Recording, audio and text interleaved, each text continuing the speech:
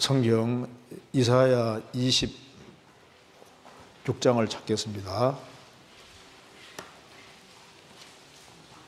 26장 1절입니다. 이사야 26장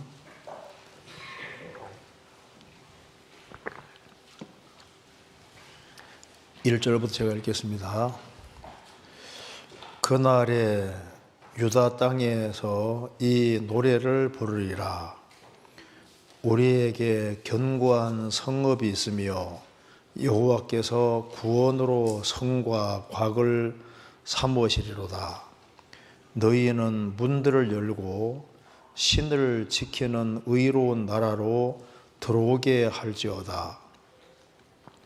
주께서 심지가 견고한 자를 평강의 평강으로 지키시리니 이는 그가 주를 의뢰함이니라.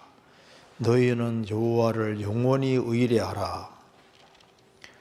여호와는 영원한 반석이시미로다. 높은 데 거하는 자를 낮추시며 솟은 성을 헐어 땅에 엎으시되 진토에 미치게 하시도다. 발이 그것을 밟으리니 곧 빈궁한 자의 발과 곰핍한 자의 걸음이리로다. 의인의 길은 정직하며 정직하신 주께서 의인의 첩경을 평탄케 하시도다. 12절입니다. 여호와여, 주께서 우리를 위하여 평강을 베푸시오리니 주께서 우리 모든 일을 우리를 위하여 이루심이니이다. 15절. 여호와여, 주께서 이 나라를 더 크게 하셨고 이 나라를 더 크게 하셨나이다. 스스로 영광을 얻으시고 이 땅의 모든 경계를 확장하셨나이다. 거기까지입니다. 오늘 여기 이사야 26장 말씀 속에 12절에 이런 말씀이 기록되어 있습니다. 여호와여, 주께서 우리를 위하여 평강을 베푸시오리니. 여기 우리를 위해서란 말이 한 번 나와 있고, 또 주께서 우리 모든 일을 우리를 위하여 이루심이니이다. 여기 우리를 위해서란 말이 여기 두 번이 나와 있는데, 여기 우리가 두 가지 위함이라는 이 제목으로 조금 생각을 해보도록 하겠습니다. 이사야 26장은 이제 읽어보면은 분명히 예수님과 관계되는 내용인 걸 알 수가 있습니다. 여기 이사야 26장 25장 먼저 보시면은 9절에 25장 9절에 그날에 말하기를 이는 우리의 하나님이시라. 우리가 그를 기다렸으니 그가 우리를 구원하시리로다. 이는 여호와시라. 우리가 그를 기다렸으니 우리는 그 구원을 기뻐하며 즐거워하리라 할 것이며. 특별히 이사야서에서는 예수님에 대한 말씀이 많이 기록되어 있고, 구약시대 이스라엘 백성들은 그리스도께서 오시기를 간절히 기다렸습니다. 그래서 여기에 이 그리스도를 통해서 구원받기를 아주 간절히 사모하는 사람들이 있었고, 그 사람들이 결국은 구원을 받게 되는 겁니다. 그래서 여기 25장 9절에 우리가 그를 기다렸으니 그가 우리를 구원하실 것이다. 우리는 그 구원을 기뻐할 것이다. 이렇게 얘기를 했습니다. 그래서 하나님께서는 우리에게 구원을 허락하기 위해서 이 거짓된 산성들을 다 엎어버립니다. 26장 5절에 높은 데 거하는 자를 낮추시며 솟은 성을 헐어 땅에 엎으시되 진토에 미치게 하시도다. 그러니까 이 거짓 피난처들을 하나님이 다 무너뜨립니다. 그리고 진정 정말 튼튼하고 인간에게 필요한 구원의 성과 각을 하나님께서 직접 만드신 겁니다. 그래서 26장 1절에 그날에 유다 땅에서 이 노래를 부르리라. 우리에게 견고한 성읍이 있으며 여호와께서 구원으로 성과 곽을 삼으시리로다. 그래서 여기에 구원을 눈에 보이는 것으로 표현을 했습니다. 견고한 성읍으로 표현을 하고 있습니다. 그래서 우리에게 견고한 성읍이 있으며, 이게 이제 구원이라는 걸 견고한 성읍으로 표현하고 구원으로 성과 각을 삼으시리로다. 그래서 이 구원의 성읍, 견고한 성읍, 이 구원이라는 이 성읍, 이것만 튼튼한 거예요. 이것만 안 무너지고 나머지는 하나님께서 다 무너뜨려 버립니다. 그래서 6절에 7절에 여기 5절에 보면은 높은 데에 거하는 자를 낮추시며 소선성을 헐어 땅에 엎으시되 진토에 미치게 하시도다. 하나님께서 완성해 놓은 구원의 성읍이 있는데 그걸 제외하고는 성읍처럼 보이는 것은 다 거짓이기 때문에 그건 다 무너뜨린다 그 말입니다. 그래서 유일하게 예수님이 죽으시고 부활하심으로 완성하신 이 구원이라는 이 성읍, 이것만 참된 성읍입니다. 그래서 노아 시대 때 유일한 피난처가 방주입니다. 이스라엘에 오살자, 의도하지 않고 사람 죽였을 때 그 사람 피할 곳은 어디입니까? 도피성밖에 없잖아요. 그래서 아담 자손으로 죄인으로 나서 죄 가운데 살아가는 사람은 이제 예수님이라고 하는 구원의 성읍 일로 들어가야 사는 거예요. 그래서 여기에 예수님이 완성하신 이 구원을 가리켜서 견고한 성읍, 구원의 성읍으로 표현을 했습니다. 그래서 이 구원이라는 성읍에 누가 들어가느냐, 여기에 2절에 말했습니다. 너희는 이제 이 성문을 관리하는 사람입니다. 너희는 문들을 열고 신을 지키는 의로운 나라로 들어오게 할지어다. 이 말이 참 어렵습니다. 이게 무슨 말이냐면은 신을 지키는 의로운 나라로 하여금, 그 말, 나라로 하여금, 여기 그들이라는 건 의로운 나라입니다. 의로운 나라 백성, 그게 아주 쉽게 표현하자면 이 문장이 어려운데, 너희는 문들을 열고, 구원의 문들을 열고, 그 성읍이니까 구원의 성읍의 문들을 열고, 신을 지키는 것은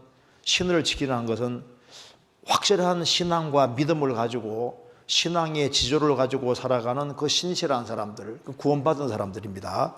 그 의로운 나라 백성들로 그 말입니다. 더 쉽게 번역하면은 의로운 나라 백성들, 구원받은 사람들로 하여금 그들이 그 성으로 들어오게 할지어다. 이 문장 제가 어렵죠. 어떻게 되냐면 여기에 너희는 문들을 열고 신을 지키는 의로운 나라라는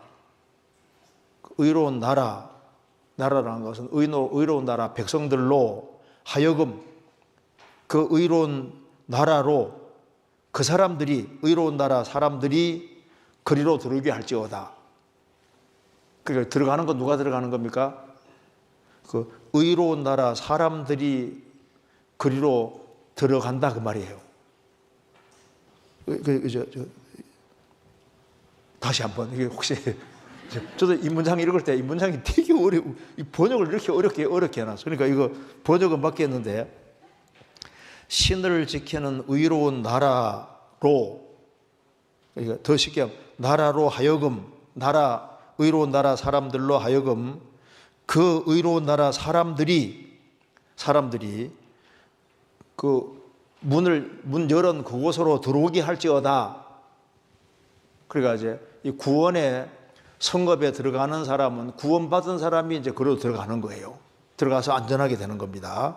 그래서 이제 그 참된 진리를 깨달은 사람들, 그런 사람들에 대해서 말하기를 3절에 주께서 심지가 견고한 자를 평강의 평강으로 지키시리니 이는 그가 주를 의뢰함이니라. 너희는 여호와를 영원히 의뢰하라. 주 여호와는 영원한 반석이시미로다. 그래서 하나님께서 이 구원이라는 성읍을 만들어 놓고 여기에 들어가는 사람은 가장 축복된 사람이라고 얘기를 하고 있는 겁니다. 그럼 누가 여기에 들어가느냐?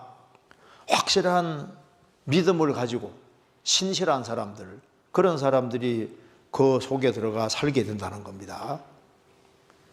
그러면서 여기에 12절에 여호와여 주께서 우리를 위하여 평강을 베푸시리오니, 그러니까 주님 여호와여 주께서는 우리를 위해서 평강을 베푸십니다. 그렇죠. 하나님께서는 인생 우리를 위해서 구원도 예비하시고 평강도 주시고 모든 것을 다 준비해 놓은 거예요. 우리를 위해서. 그래서 우리를 위해서 평강을 베푸셔서 이 하나님의 구원과 평강을 얻은 사람들, 그런 사람들은 뭘 하느냐? 주께서 우리 모든 일을, 그러니까 이제 이 문장을 보면 이제 우리가 오늘 생각할 것이 이겁니다. 여기 보면은 이제 하나님은 이제 이 구원으로 구원의 성읍을 만들어 놨습니다. 이제 그래서 여기에 들어가는 사람들이 축복이다 말입니다. 여기 이제 들어온 사람들은 뭘 아냐면은 하나님께서 우리를 위하여, 하나님이 우리를 위하여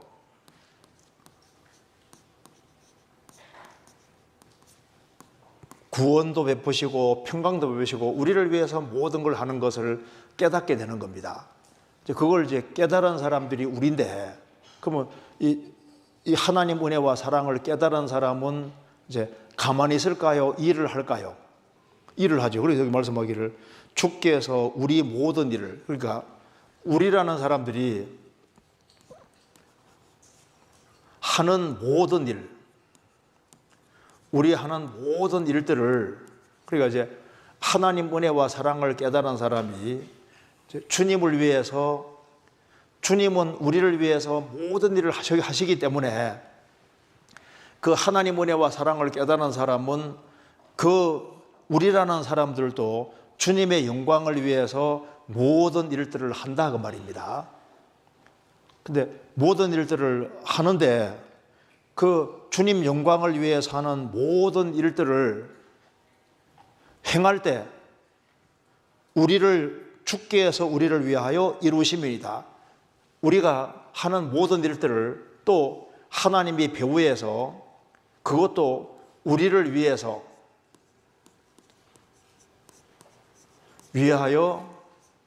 이루신다 이렇게 되죠. 그러니까 주님 영광을 위해서 일을 할 때 우리 힘으로는 안 됩니다. 그래서 주님이 도와주셔서 모든 일들이 되어지게 해주신다. 그러니까 하나님께서는 우리를 구원하는 일을 위해서도 일을 하셨고, 또 하나님 은혜와 사랑을 받은 사람들이 주님 영광을 위해서, 주를 위해서 일을 하는데 그 일을 할 때도 배후에 그것까지도 하나님이 우리를 위해서 도와주셔서 그 모든 것이 이루어지게 하신다 그 말입니다. 그러니까 이해되죠? 그러니까 먼저 하나님이 우리를 위해서 하시고 그 은혜를 깨달은 사람이 주의 영광을 위해서 모든 일을 행할 때 또 그 배후에서 또 우리를 위해서 일을 하시는 분이다. 이렇게 두 가지로 얘기를 했습니다. 이걸 한번 같이 좀 생각을 해보도록 하겠습니다. 자, 그래서 여기 12절에 여호와여 주께서 우리를 위하여 평강을 베푸시려오니, 하나님께서는 전부 다 우리를 위해서 모든 걸 행하시는 분입니다. 여기 이거 잠깐 보시면은, 자, 하나님은 영원부터 영원까지 우리를 위해서 항상 우리를 생각하시고 우리를 위해서 온갖 것을 다 행하시는 분인 거예요. 그리고 하나님이 우리 편이 되셔서 일을 하고 계시는 겁니다. 그리고 하나님은 인간 편이고 인간이 제일 잘 되기를 바라는 분이 바로 하나님이십니다. 인간이 비록 타락하고 죄를 많이 지었다 할지라도 그래도 하나님께서 모든 포커스, 초점은 인간에게 맞춰져 있는 거예요. 마태복음 25장 보겠습니다. 마태복음 25장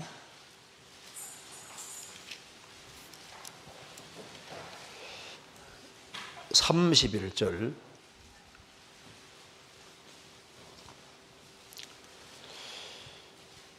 인자가 자기 영광으로 모든 천사와 함께 올 때 자기 영광의 보좌에 앉으리니 모든 민족을 그 앞에 모으고 각각 분별하기를 목자가 양과 염소를 분별하는 것 같이 하여 양은 그 오른편에 염소는 왼편에 두리라. 그때 임금이 그 오른편에 있는 자들에게 이르시되 내 아버지께 복받을 자들이여 나와 창세로부터 너희를 위하여 예비된 나라를 상속하라. 41절 또 왼편에 있는 자들에게 이르시되 저주를 받은 자들아 나를 떠나 마귀와 그 사자들을 위하여 예비된 영영한 불에 들어가라. 자, 이거 보세요. 예수님이 직접 하신 말씀입니다. 자, 목자가 양과 염소를 분별하는 것 같이 양은 오른편에 염소는 왼편에 두듯이 구원받은 사람은 오른편, 구원 안 받은 사람은 왼편이라고 말씀하시면서 34절에 보면은 그때 임금이 그 오른편에 있는 자들에게 이르시되 내 아버지께 복받을 자들이여 나와 잘 보십시오. 창세로부터 너희를 위하여 예비된 나라를 상속하라. 분명히 너희를 위하여라고 했습니다. 그런데 왼편에 있는 사람에 대해서는 41절에 또 왼편에 있는 자들에게 이르시되 저주를 받은 자들아 나를 떠나 마귀와 그 사자들을 위하여 예비된 영영한 불에 들어가라. 그 다음에 마귀와, 문장 중요합니다. 마귀와 그 사자들을 위하여 예비된 영영한 불에 들어가라. 자, 그럼 여기 보면 그 예비된 나라가 천국이에요, 천국. 천국은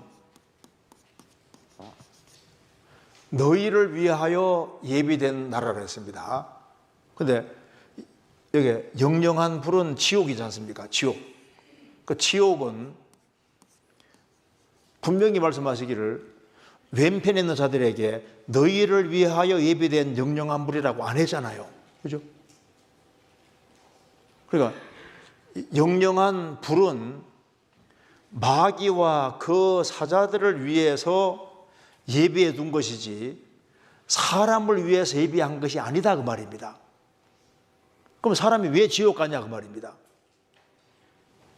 일생 동안 생을 살면서 하나님은 이제 사람을 이제 천국 가도록 하기 위해서 끊임없이 노력했음에도 불구하고 끝까지 왼편을 택했기 때문에 지옥 가는 것이지 지옥 가기로 정해져 지옥 가는 게 아니라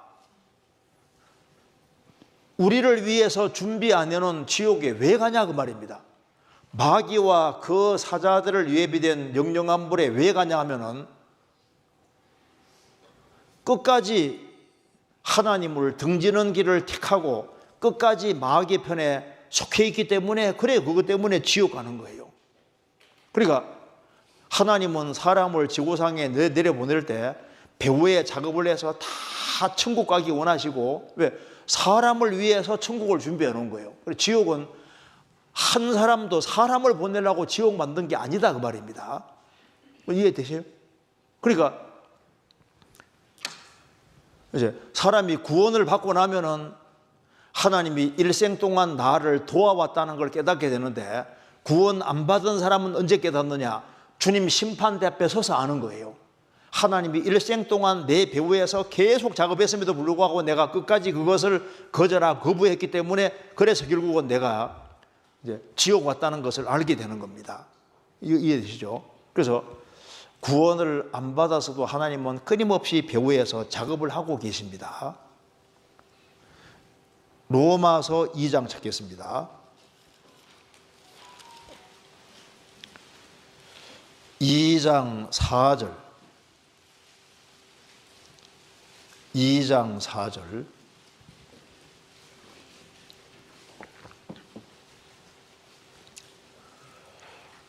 혹 내가 하나님의 인자하심이 너를 인도하여 회개케 하심을 알지 못하여 그의 인자하심과 용납하심과 길이 참으심의 풍성함을 멸시하느뇨. 다만 내 고집과 회개치 아니한 마음을 따라 진노의 날 곧 하나님의 의로우신 판단이 나타나는 그날이 말 진노를 내게 쌓느도다. 하나님은 사랑으로 가득하신 분입니다. 하나님의 인자하심 사랑이 너를 인도하여 회개케 하심을 알아야 되는데 알지 못하여 하나님의 인자하심 사랑과 용납하시고 오래오래 참으심의 풍성함을 멸시하면서 끝까지 하나님의 공고를 뿌리치는 사람들이 있습니다. 그래서 왜 인간이 망하느냐? 그 하나님의 손길을 끝까지 뿌리치고 하나님은 그를 인도해서 회개케 해서 구원 길로 인도하려고 하는데 그걸 끝까지 등지고 거절하고 고집 부리기 때문에 다만 내 고집과 회개치 아니하는 마음을 따라 그것에 비례해서 하나님의 의로우신 판단이 나타난 그날이 말 진노를 내게 쌓는도다. 그래서 하나님이 인간 편에 서서 인간이 정말 제일 잘 되기를 바라시는 분입니다. 그래서 일생 동안 하나님은 우리를 위해서 일하시고 계시는 거예요. 그걸 이제 구원을 받은 사람은 살아있을 때 그걸 깨닫는 겁니다. 시편 40편입니다.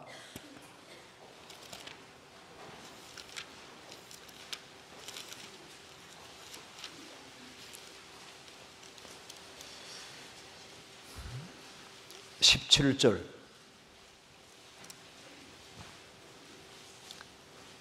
같이 한번 읽어보겠습니다.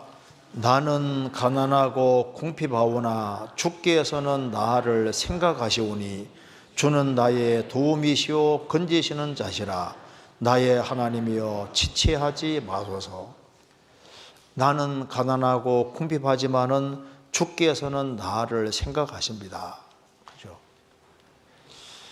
부모는 항상 마음과 생각 속에 자식이 있습니다. 하나님 마음속에는 다 우리 각 사람의 인생이 다 하나님 마음속에 있어요. 그래서 하나님께서는 인생을 위해서 저 천국을 다 준비해 놓은 거예요. 그래서 하나님께서는 창세 전에 벌써 우리를 그리스도의 신부로 만들려고 계획을 세웠잖아요. 하나님은 사랑입니다. 사랑하는 사람은 같이 살고 싶은 거예요. 그것도 영원히. 자, 사랑하는 가족과는 몇 년 같이 살고 싶어요?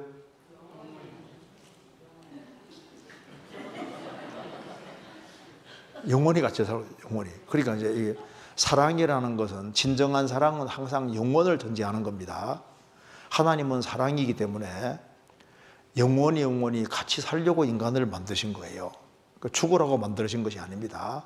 그래서 인간이 선악과를 안 먹을 경우의 수를 하나님은 다 계산하셨고, 선악과를 먹을 경우의 수도 다 계산하셔서 먹을 경우를 또 대비해서 그리스도를 미리 준비했습니다. 그래서 예수님은 창세 전부터 미리 준비된 분이라고 알리신 바 된 자라고 했습니다.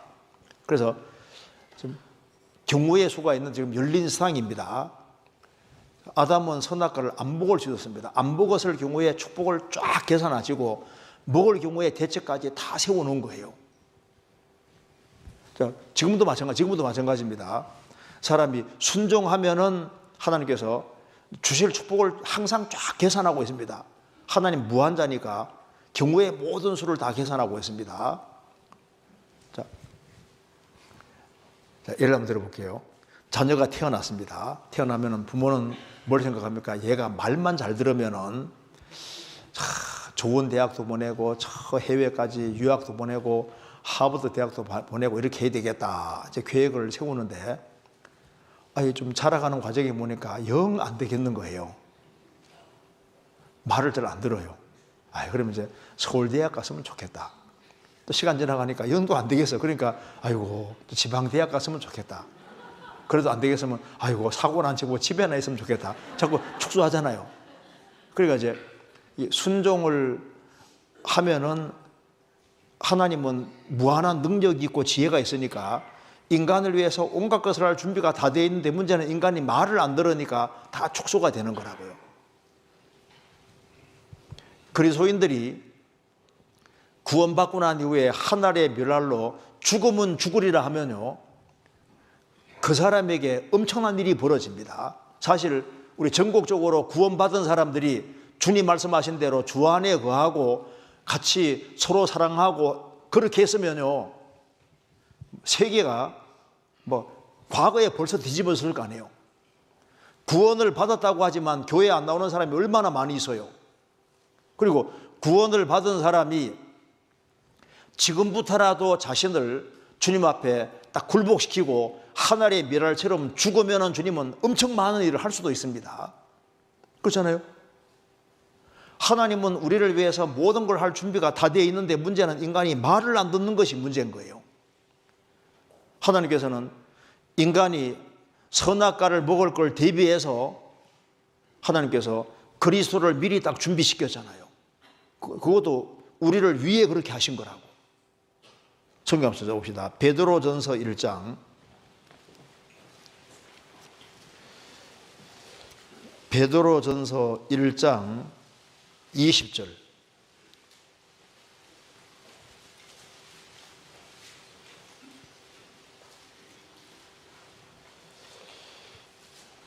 (1장 20절) 제가 읽겠습니다. 그는 예수님은 창세 전부터 미리 알리신 바 된 자나 이 말세에 너희를 위하여 나타내신 바 되었으니, 예수님은 창세 전부터 미리 알리신 바 된 자다. 이 말세에 너희를 위해 나타내신 바 되셨다. 그래서 예수님이 십자가 죽으시고 부활하신 겁니다. 그리고 하나님은 이제 하나님이시기 때문에 항상 생각을 하시는 속에서 우리를 생각하기 때문에 우리를 위해서 대책이고 뭐고 다 세우면서 행하시는 거예요. 자, 하나님은 하나님이십니다. 자, 하나님은 내가 지구상에 태어날 걸 아셨을까 모르셨을까요? 아셨죠? 태 속에서 나를 만드신 분이 누구십니까? 하나님 나를 만드시잖아요. 우리가 지금 우연히 뚝 떨어진 것이 아니라 하나님의 계획 속에서 만들어진 겁니다. 참새 한 마리도 허락 없이는 안 떨어집니다. 자, 참새 한 마리가 떨어지는 곳 하나님 허락이 있어야 되는데 어머니 태를 통해 자녀가 태어나는 이것이 그냥 떨어질 리가 없잖아요. 시편 139편에 나의 모태에서 나를 직접 만드신 분은 하나님이십니다.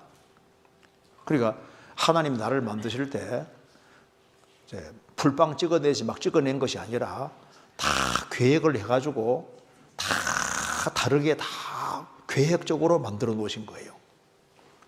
제가 어릴 때 진문이 다 다르다는 얘기를 듣고서 그 진짜인가 싶더라고요. 제 남동생 둘이 있으니까 일로 와봐 해가지고 이제 딱 진문을 이제 확인해 봤거든요. 가보니까 진짜 다른 거예요.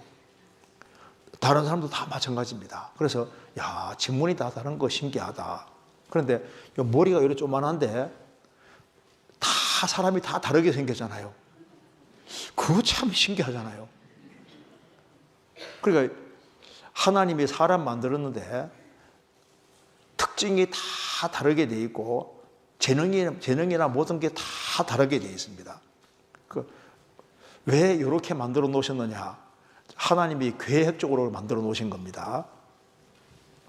어떤 생각할 때 좀 이쁘게 만들어 주시지, 멋지게 만들어 주시지 아니에요. 주님이 다 아셔서 적당하게 만들어, 적당하게 다 생각해서 만들어 놓으신 겁니다. 그래서 내가 태어날 때 북한에 태어나게 할 거냐, 한국에 태어나게 할 거냐, 부잣집에 태어나게 할 거냐, 가난한 집에 태어나게 할 거냐, 그거 다 주님이 계획을 해서 태어나게 하신 겁니다. 우리가 왜 인도에 안 태어나고 한국에 태어났고 남한에 태어났을까요? 그건 하나님이 그렇게 해놓으신 거예요. 그건 우리 선택이 아니잖아요. 그래서 얘 키는 어느 정도 크기로 할까? 이런 거 다 주님이 이제 계획을 하신 겁니다. 삭개오는 키가 작았잖아요. 그 키가 작은 것이 구원받는데 크게 도움이 됐습니다. 그 콤플렉스가 있으니까. 못생기면 좋은 것도 많아요. 일단 학창시절에 유혹받을 일이 없잖아. 얼마나 좋아. 그죠? 어쨌든 내 짝은 있을 테니까.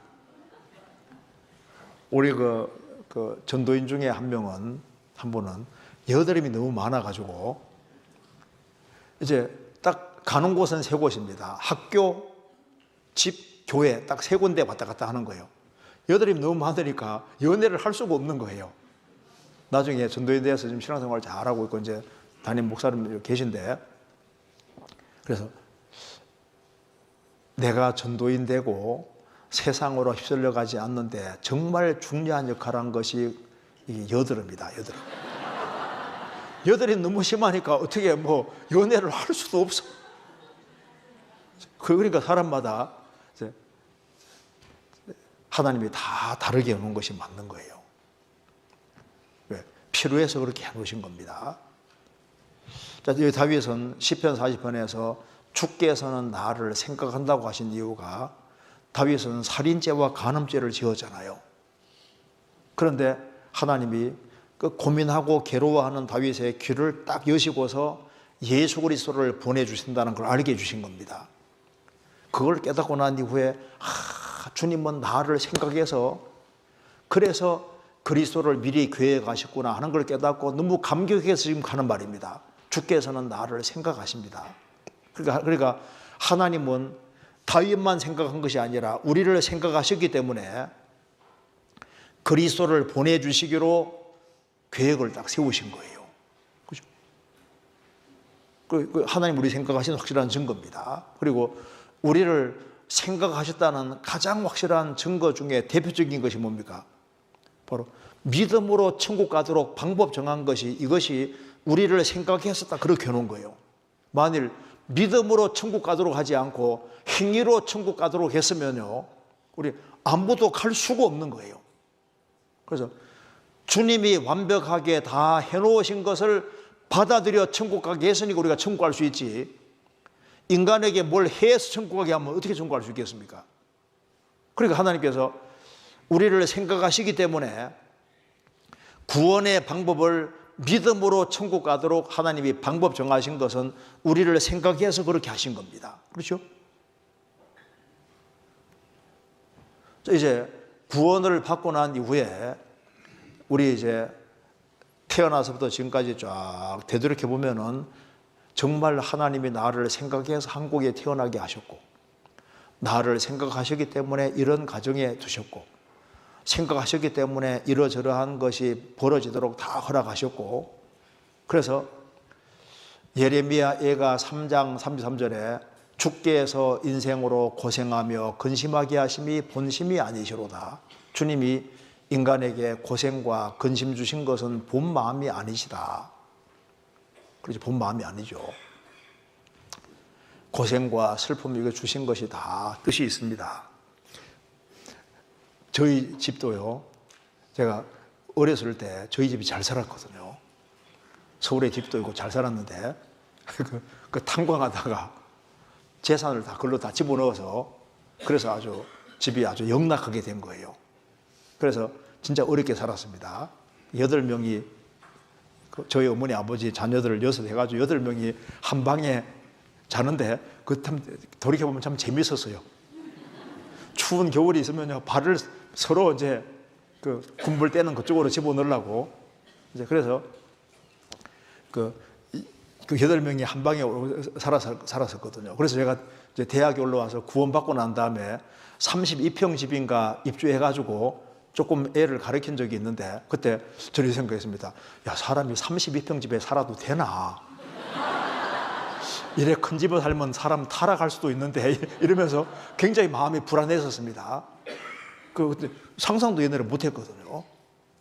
그러니까 여기 이제 그 어렵게 살은 것이 참 이거 구원받는 데 도움이 됐고 그리고 학창시절에도 돈이 있어야지 어디 놀러 가고 하죠.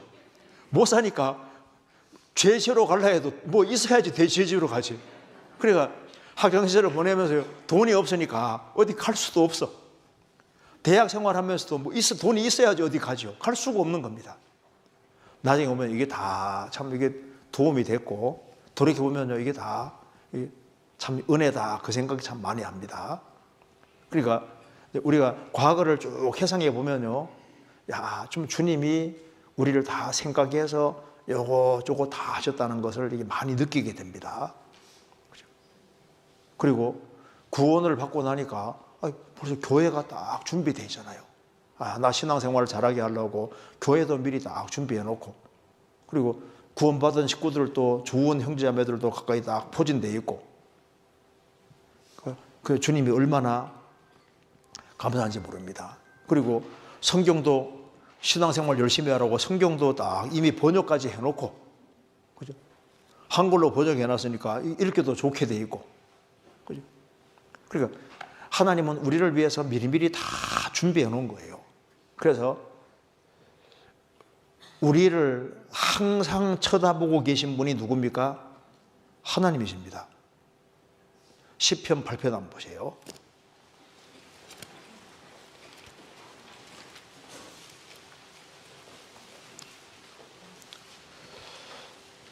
4절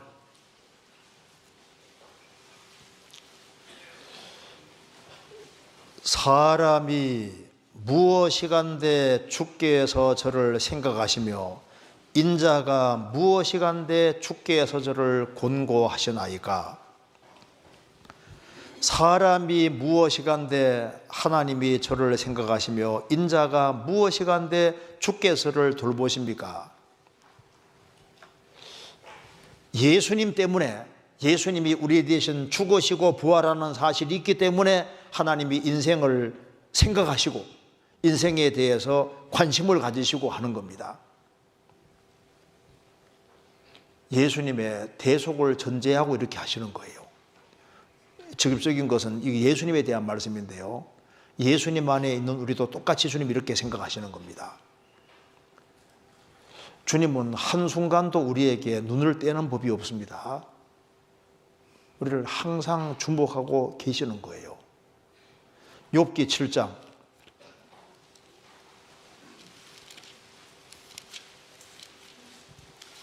17절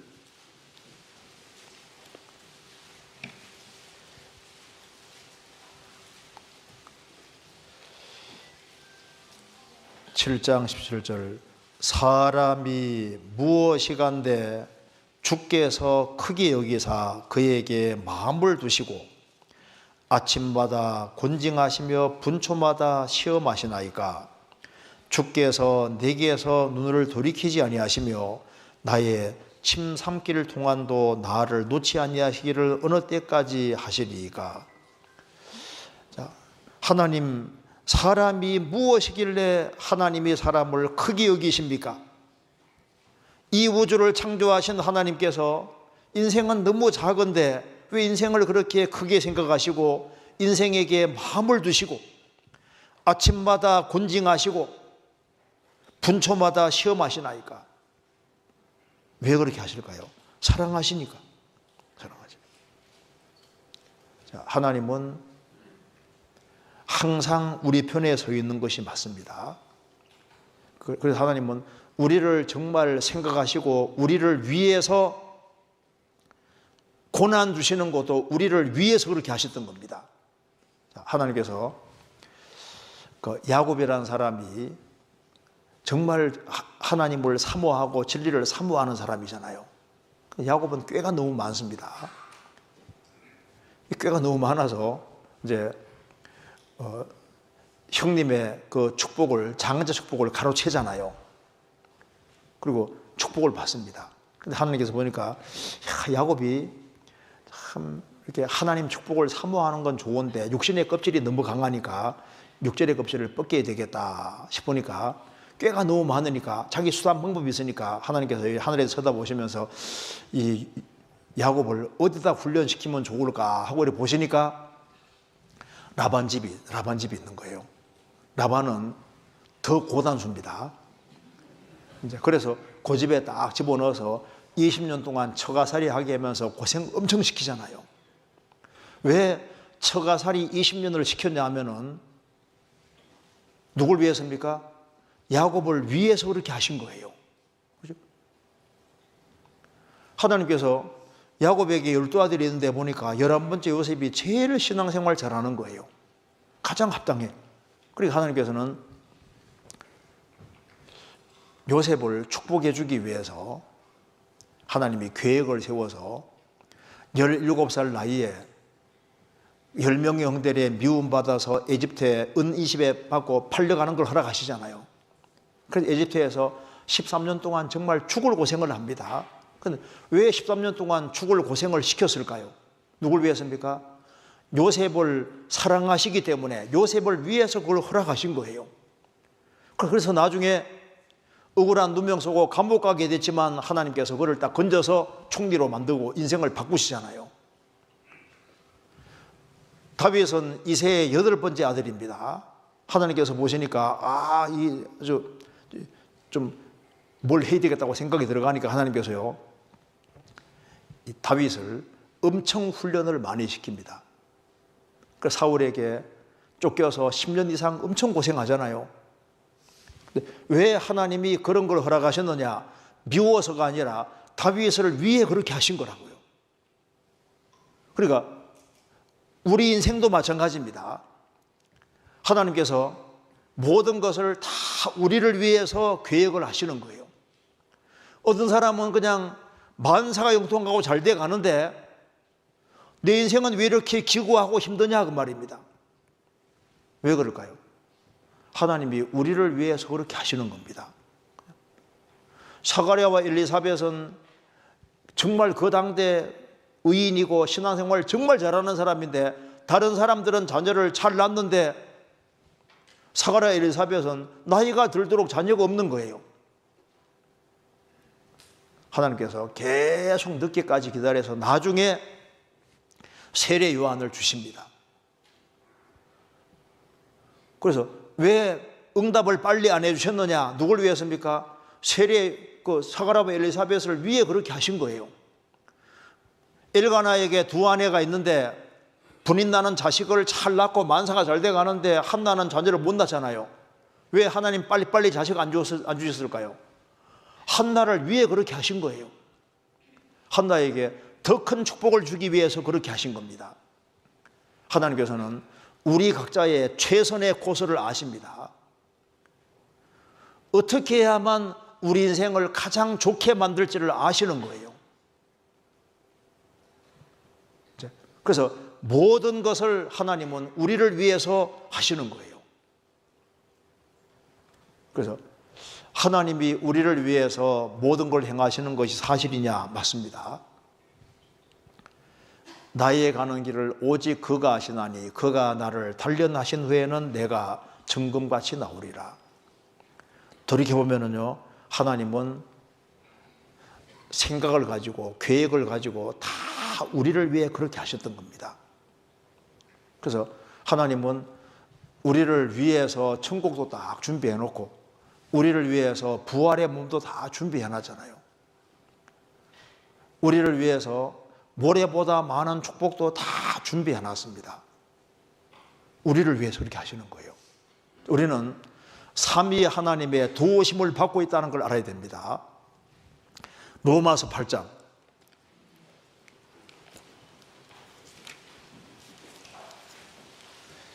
로마서 8장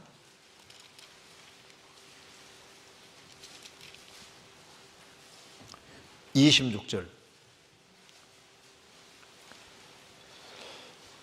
8장 26절에 이와 같이 성령도 우리 연약함을 도우시나니 우리가 마땅히 빌 바를 알지 못하나 오직 성령이 말할 수 없는 탄식으로 누구를 위하여?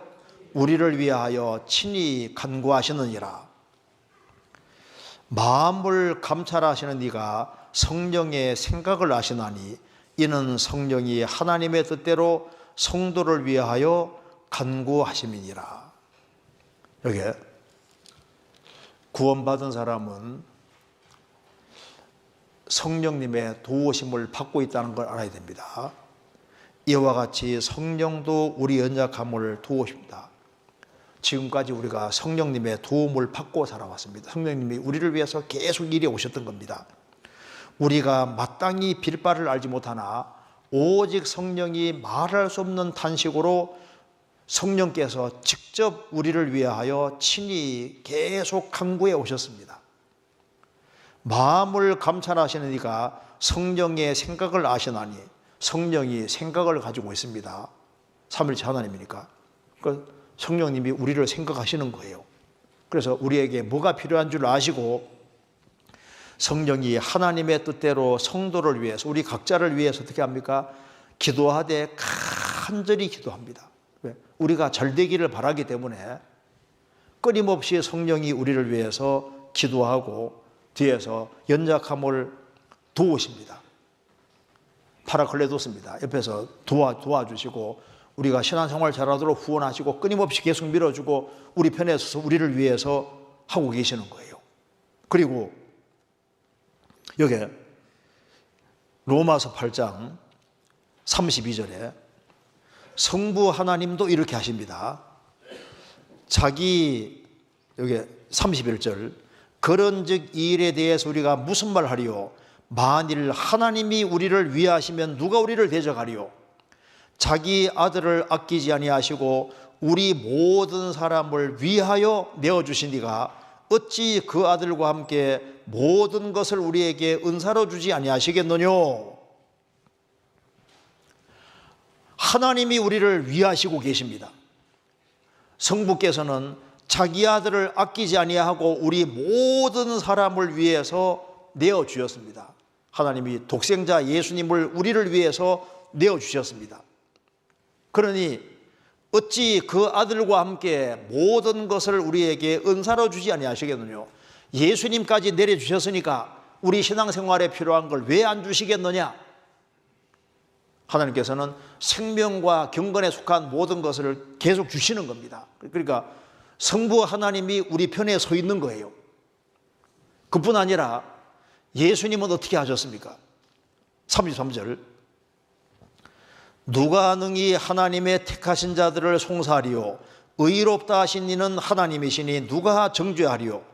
죽으실 뿐 아니라 다시 살아나신 이는 그리스도 예수시니 그는 하나님 우편에 계신 자요 우리를 위하여 간구하시는 자시니라. 예수님은 우리를 위해서 죽으셨고 부활 승천하셨고 하나님 우편에서 지금도 우리를 위해서 우리 편에 되셔서 우리를 위해서 간구하시는 자시다. 예수는 우리의 범죄함을 위하여 내어줌이 되고 또한 우리를 의롭다 하심을 위해 살아나셨느니라. 우리 죄 때문에 우리 죄를 위해서 십자가에 자신을 버리신 분입니다. 우리가 아직 죄인 되었을 때 그리스도께서 우리를 위하여 죽으심으로 하나님께서 우리에게 대한 자기의 사랑을 확정하셨느니라. 우리를 위해서 예수님은 죽으셨고 우리를 위해서 부활하셨고 승천해서 지금도 우리 편에 되셔서 우리를 위해서 끊임없이 기도해 줍니다. 땅에서는 성령께서 우리를 위해서 또 끊임없이 기대해 주시잖아요. 예수님은 우리를 위해서 저주를 받은 바 됐다고 했습니다. 예수님은 우리를 위해서 저주를 받으셨고, 예수님 왜 죽으셨느냐? 우리로 하여금 깨든지 자든지 자기와 함께 살게 하셨느니라. 예수께서 우리를 위하여 죽어사 우리를 위해 죽어주셨고, 자기 자신을 완전히 십자가에 버려주셨습니다. 누굴 위해서? 우리를 위해서. 우리는 삼위의 하나님의 도우심을 받고 살고 있는 겁니다. 그러면 우리는 어떻게 될까요? 자, 하나님은 우리를 항상 생각하고 우리 편에 서 있다면 우리는 어떻게 해야 됩니까? 주님에 대해서 생각을 많이 해야 됩니다. 우리의 마음과 생각 속에 예수를 깊이 생각하는 말씀대로 우리는 하나님은 항상 우리를 향해 있으니까 우리도 생각을 하되 예수님에 대해서 생각을 많이 해야 됩니다. 히브리서 3장 한번 보시겠습니다. 히브리서 3장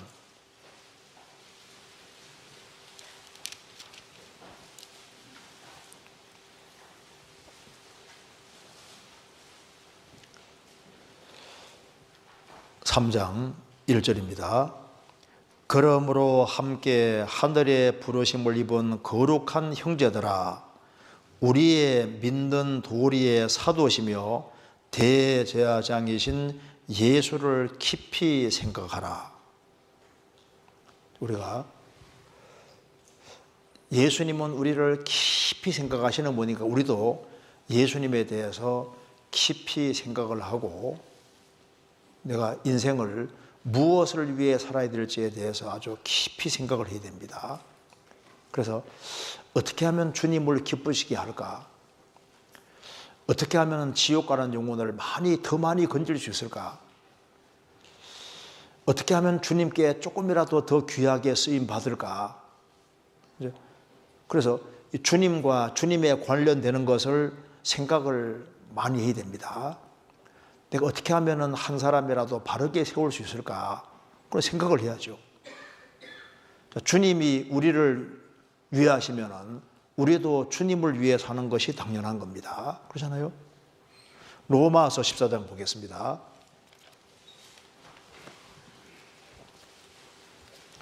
로마서 14장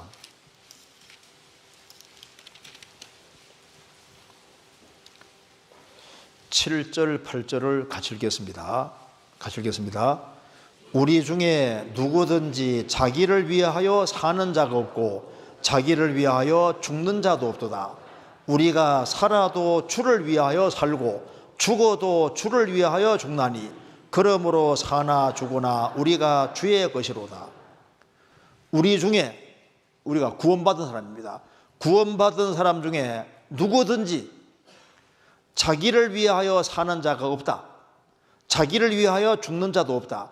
구원을 받았지만은 자기를 위해 살고 자기를 위해 죽는다면 그것만큼 비참한 것이 없습니다. 우리는 살아도 주를 위해 살고 죽어도 주를 위해 죽는 사람입니다. 그러므로 우리가 사나 죽으나 우리가 주의 것이로다. 왜 이 방향이 맞냐 하면은 삼위의 하나님이 우리를 위해서 우리를 생각하시고 우리를 위하시기 때문에 우리도 주님을 향하고 주님을 위해 살아야지 이게 맞는 거예요.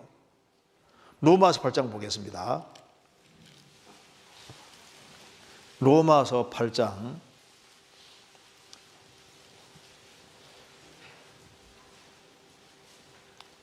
34절 누가 정죄하리요? 죽으실 뿐 아니라 다시 살아나신 이는 그리스도 예수시니 그는 하나님 우편에 계신 자요 우리를 위하여 간구하시는 자시니라. 누가 우리를 그리스도의 사랑에서 끊으리요? 환난이나 공고나 핍박이나 기근이나 적신이나 위험이나 가리라. 기록된 바 우리가 종일 주를 위하여 죽임을 당케 되며 도살할 양같이 여김을 받아냄 같으니라. 그러나 이 모든 일에 우리를 사랑하시는 이로 말미암아 우리가 넉넉히 이기느니라. 하나님께서 우리를 위하시기 때문에 우리는 종리를 주를 위하여 살기도 하고 죽기도 하고 주를 위하여 죽임을 당케 되며 도살할 양같이 여김을 받았나이다. 그래도 우리는 이 모든 일에 우리를 사랑하시는 이로 말미암아 우리가 넉넉히 이기느니라. 그래서 너희는 먹든지 마시든지 무엇을 하든지 다 하나님의 영광을 위해 하라.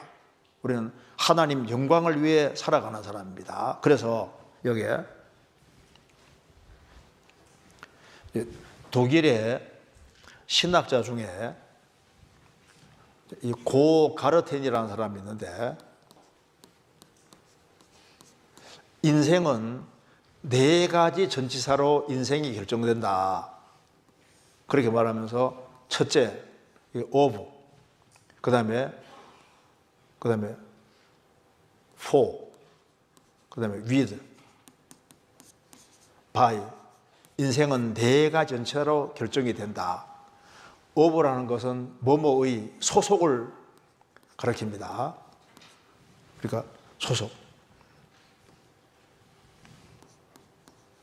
내가 어디에 속해 있느냐, 내가 세상에 속해 있느냐, 주님께 속해 있느냐, 내 소속이 어디냐. 소속이 제일 중요한 거예요. 우리는 예수 그리스도의 것이 됐습니다. 내 소속은 주님이고 내 소속은 교회입니다. 교회. 그렇죠? 또 한 가지는 for는 방향입니다. 방향. 목표입니다.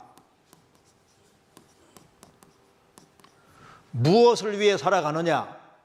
우리 목표는 딱 주의 영광을 위해서입니다.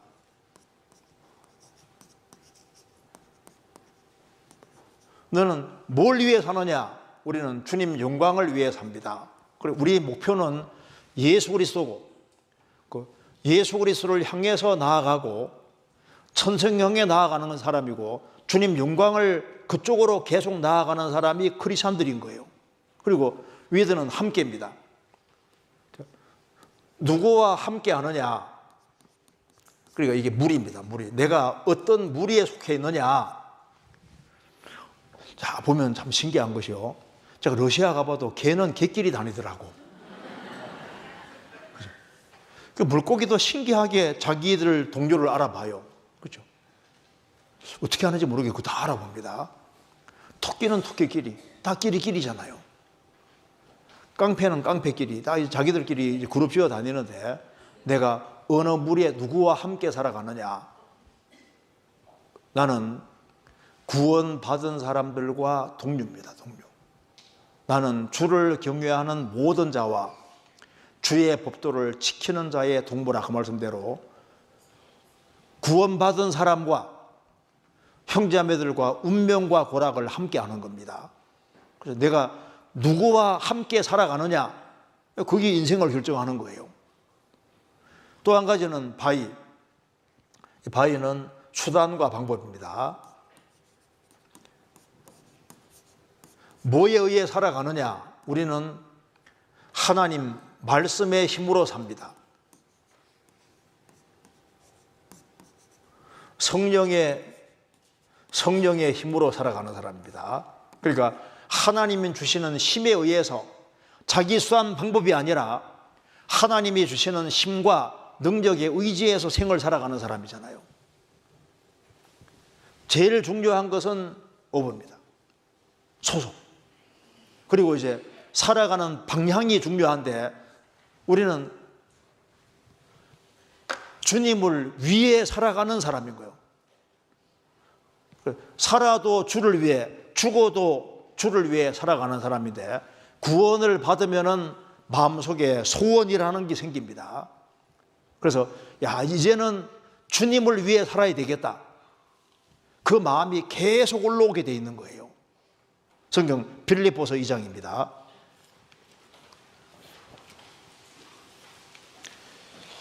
빌립보서 2장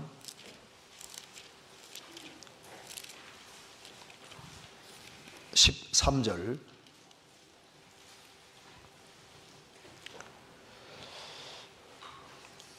너희 안에서 행하시는 이는 하나님이시니 자기의 기쁘신 뜻을 위하여 너희로 소원을 두고 행하게 하시나니 너희 안에 행하시는 이는 하나님이시니 자기의 기쁘신 뜻을 위하여 너희로 소원을 두고 행하게 하시나니.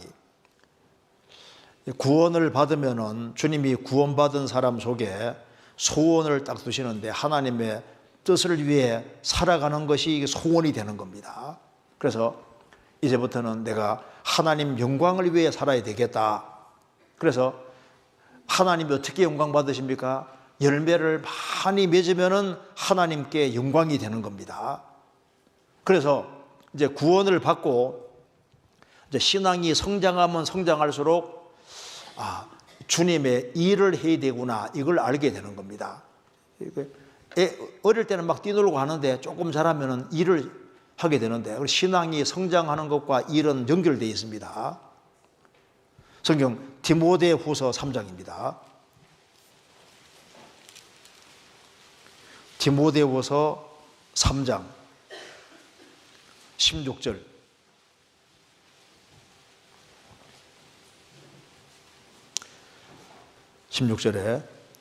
모든 성경은 하나님의 감동으로 된 것으로 교훈과 책망과 바르게 함과 의로 교육하기 유익하니 이는 하나님의 사람으로 온전케 하며 모든 선한 일을 행하기에 온전케 하려니라. 그래서 한 사람이 신앙이 점점 온전해지고 하나님의 사람으로 온전해지면 온전할수록 선한 일을 행하기에 온전케 하랍니다. 그래서 신앙이 성장하는 것과 일은 연결되어 있습니다.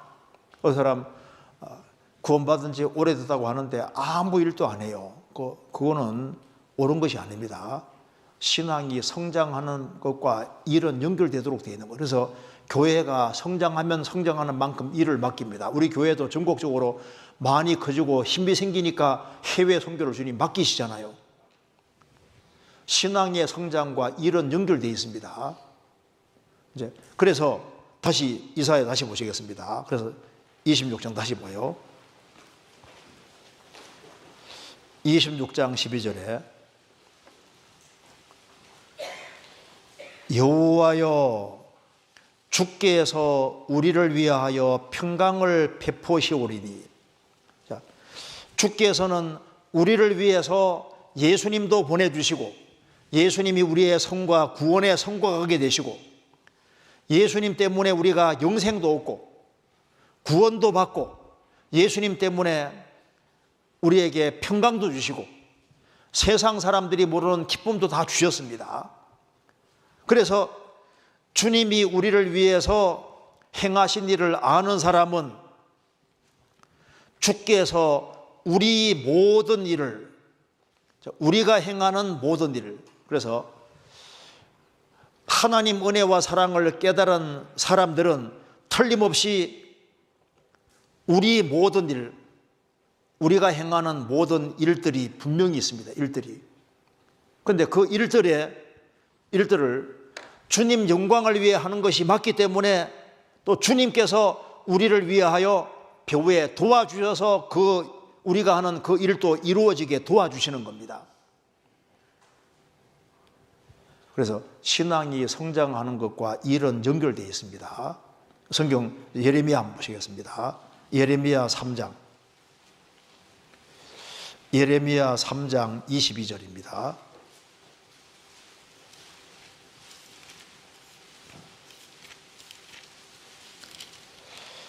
(3장 22절)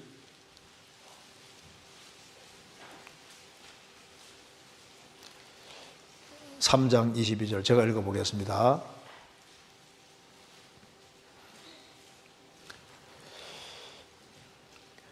배역한 자식들아 돌아오라.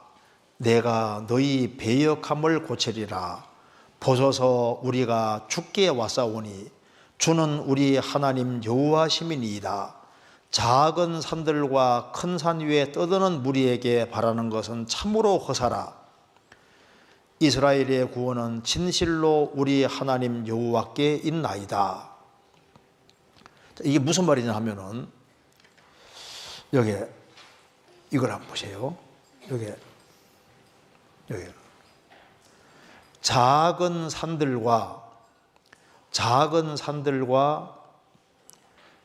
큰 산 위에 떠드는 무리에게 바라는 것은 참으로 허사라. 이게 무슨 말이냐 하면 이 당시에 이스라엘 백성들이 그 작은 산들, 큰 산들 위에 그 우상의 제단을 만들어 놓고 우상 숭배에 열을 올렸습니다. 이스라엘이 우상 숭배를 하는 그 모든 일은 참으로 뭐라고요? 허사라, 헛된 일이라. 이스라엘의 구원은 진실로 우리 하나님 여호와께 있나이다. 그들은 작은 산과 큰 산 위에서 떠들고 그 신들을 위해서 축제를 벌이고 했는데 그것이 하나님 보실 때는 참으로 허사다. 그러니까 이스라엘 대다수가 작은 산과 큰 산에 올라갈 때 엄청 힘들지만은 힘들게 올라가서 대회로 모이고 그렇게 했는데 그게 허사, 하나님과 아무 관계가 없는 것이었습니다. 지금 보세요. 지금도 이스라엘 백성들이 한 것처럼 헛된 일을 지금 세상들이 하고 있습니다. 세상에 살면서 아주 거창한 학술 대회 물론 필요한데 그 결국은 그리스도와 연결이 안 되면 그 모든 것도 허사가 되는 거예요. 그래서 이 뭐 축구도 하고 그다음에 올림픽 경기도 하고 물론 좋은데요. 그런 것으로 끝나면요, 그게 다 큰 무리로 모이지만은 그게 다 보면 허사입니다. 지금 보세요. 우리 시대에 막 얼마나 많은 것을 만들어냅니까? 근데 고생해서 만들어내는데 그게 주님 볼 때 전부 다 허사가 될 수 있는 겁니다. 그렇잖아요. 그러니까 우리는 정말 무엇이 헛되지 않은지를 정말 알아야 됩니다. 그리고 거듭난 크리스찬들만 하나님이 후원해 주는 그 일들을 할 수 있는 사람인 거예요. 성경 전도서 6장입니다. 6장 11절.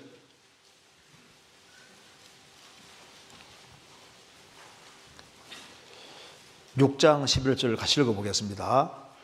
헛된 것을 더하게 하는 많은 일이 있나니 사람에게 무엇이 가랴. 헛된 것을 더하게 하는 많은 일이 있다. 사람에게 무엇이 가랴. 어떤 사람은 평생 요상한 벌레 연구하다가 죽습니다.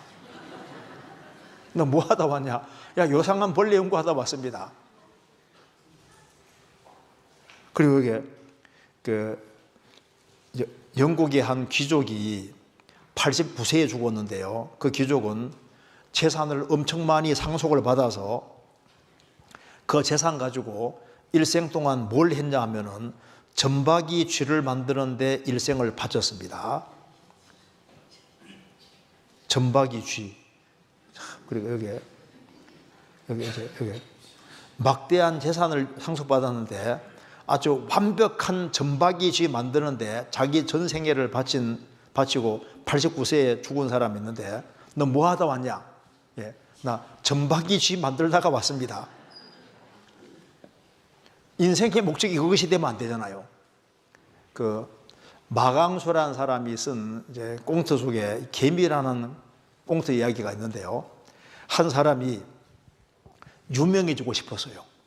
그래가지고 이 개미를 이제 춤추게 만들려고 훈련시키는데 미친 소리 들어가면서 7년 동안 개미를 훈련시켜서 개미가 마치 춤을 추게 만든 겁니다. 그래서 시킬 때마다 개미가 춤을 추거든요. 그래서 그걸 성냥가게 딱 넣어가지고 방송국으로 가는 길입니다. 근데 방송국으로 가는 길에 일단 출출하기 때문에 식당에 들어가서 이제 음식을 시켜서 먹으면서 이제 종업원에게 이거 한번 자랑하고 싶어가지고 딱 성냥거를 딱 열고 이 개미 좀 보시라고 하니까 아 죄송합니다 하고 턱 눌러서 죽여버렸어요. 7년 수고 그냥 그대로 제로가 돼버렸잖아요. 그러니까 세상 일이 마치고 같은 거예요. 자, 이 헛된 세상에 살면서 헛되지 않은 일을 하는 사람들이 바로 크리스찬인데요. 우리가 이제 이걸 잘 생각해 봐야 됩니다. 이사야 26장 다시 보시겠습니다. 여기 보면은 이제 이 문장을 잘 보시면은 26장 자, 여기에 2절에 보세요. 너희가 이 성문을 관리하는 너희는 문들을 열고 신을 지키는 의로운 나라로 하여금 그 의로운 나라가 이제 견고한 성읍, 구원의 성읍으로 들어오게 할지어다. 여기에 그 구원을 받은 사람들, 구원받은 백성을 의로운 나라라고 표현을 했잖아요. 그렇게 되죠. 그리고 그 뒤에 한번 봐봐요. 또 좀 더 뒤에 보면은 여기 15절에 여호와여 주께서 이 나라를 더 크게 하셨고 이 나라를 더 크게 하셨나이다. 스스로 영광을 얻으시고 이 땅의 모든 경계를 확장하셨나이다. 이렇게 말씀했습니다. 그러니까 예수님이 뭘 가져오셨냐면 하나님 나라를 가져오셨습니다. 그래서 한 사람이 구원받으면 그 사람이 나라고 구원을 받으면 받을수록 나라가 확장돼 가는 거예요. 그 구원받은 사람들이 나라고 의로운 나라고 그 구원받은 사람들이 천국에 들어가는 겁니다. 그래서 이 말씀하고 똑같은 것이 성경 찾아보시겠습니다. 신약의 베드로전서 2장입니다. 베드로전서 2장 9절 나라가 크리스찬들이 나라입니다. 베드로전서 2장 9절 보세요. 2장 9절 오직 너희는 택하신 족속이요 왕같은 제사장들이요 거룩한 나라요 그의 소유된 백성이니 이는 너희를 어두운 데서 불러내어 그의 기이한 빛에 들어게 하신 자의 아름다운 덕을 선전하게 하려 하심이니라. 그래서 오직 너희는 거듭난 너희는 택한 족속이요 왕같은 제사장들이요 거룩한 뭡니까? 나라요. 구원받은 사람들이 나라입니다. 의로운 나라인 거예요. 요한계시록 1장 보겠습니다.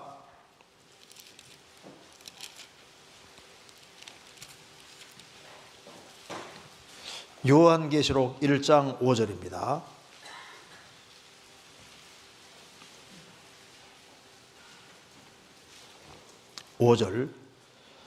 또 충성된 증인으로 죽은 자들 가운데서 먼저 나시고 땅의 임금들의 머리가 되신 예수 그리스도로 말미암아 은혜와 평강이 너희에게 있기를 원하노라. 우리를 사랑하사 그의 피로 우리 죄 소리를 해방하시고 그 아버지 하나님을 위하여 우리를 나라와 제사장으로 삼으셨으니 제사장으로 삼으신 그에게 영광과 능력이 세토록 있기를 원하노라. 아멘.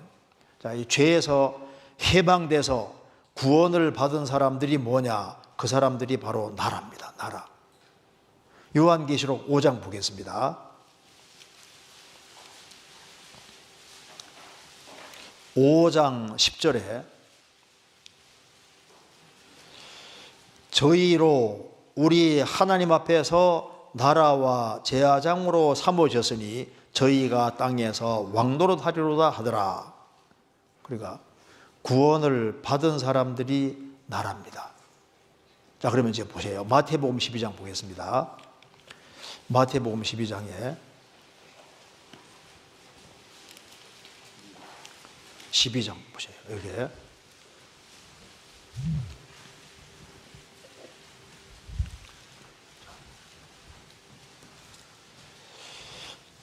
마태복음 12장 여기에 26절입니다. 사단이 만일 사단을 쫓아내면 스스로 분쟁하는 것이니 그리하고야 저의 나라가 어떻게 서겠느냐. 이게 저의 나라, 사탄의 나라입니다.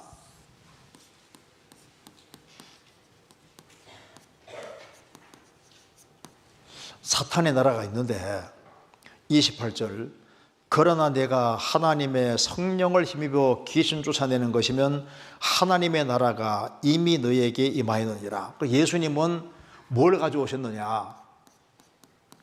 예수님은 하나님의 나라를 가지고 오신 겁니다. 하나님 나라.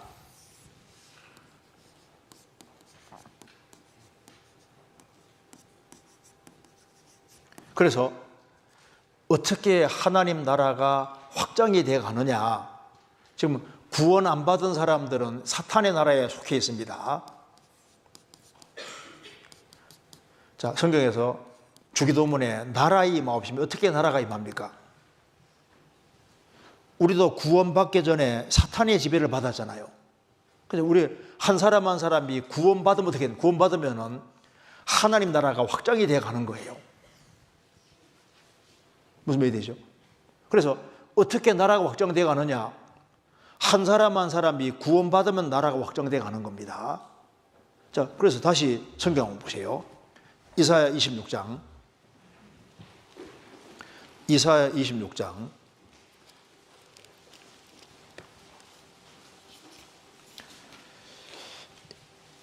15절.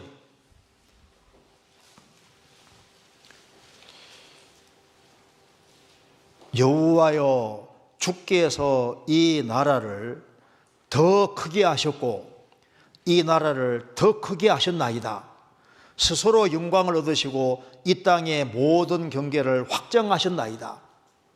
그래서 구원을 받은 사람이 의로운 나라인데 어떻게 나라가 확장되어 가냐면 계속적으로 구원받아 가면 어떻게 됩니까? 나라가 확장이 되어 가는 거예요. 그래서 여기에 구원을 받은 사람은 지금 여기에 지금 두 나라가 싸우고 있는 겁니다. 지금 우리가 구원을 받을 때 구원받은 사람은 골로새 1장에 말한 대로 우리가 하나님의 사랑의 아들의 나라로 옮겨졌는데 지금 예수님은 하나님 나라를 가져오셨고 지금 두 나라가 충돌하고 있는 겁니다. 그래서 이제 구원을 받은 사람은 영적인 전쟁을 치르고 있기 때문에 주님의 간절한 소원이 뭘까요? 영적인 전쟁을 치러서 사람들이 구원받아 가는 겁니다. 그래서 여호와여, 주께서 이 나라를 더 크게 하셨고 이 나라를 더 크게 하셨나이다. 그래서 이 나라를 더 크게 하고 더 크게 하고 하나님 나라를 확장시키는 일이 뭡니까? 그것이 우리의 모든 일인 거예요. 우리의 일. 그러니까 크리스찬들이 해야 될 선한 일, 그걸 요약하면 뭡니까? 하나님 나라를 확장시키는 것이고 그게 구원받게 하는 겁니다. 그래서 우리가 1년이라는 시간 중에서 제일 중요한 시간대가 언제일까요? 언제예요? 수양이가 제일 중요한 시간대입니다. 왜냐하면 봐요. 하나님은 사람을 구원받게 하는데 제일 관심이 있으시잖아요. 수양회 때 제일 많이 구원을 받습니다. 이제 그러면 주님께서 이제 이 수양에 대해서 관심이 굉장히 크신 거예요. 그렇잖아요. 이제 그렇기 때문에 크리스찬이 먼저 뭘 생각해야 되냐면 이게 수양회가 참 중요한 것이구나. 하나님께서 이게 가장 중요하게 생각하는 시간대구나 하는 걸 먼저 생각을 해야 되고, 그리고 수양의 중요성을 알고, 그리고 이제 계획을 반드시 세워야 됩니다. 잠언 20장 보겠습니다. 잠언 20장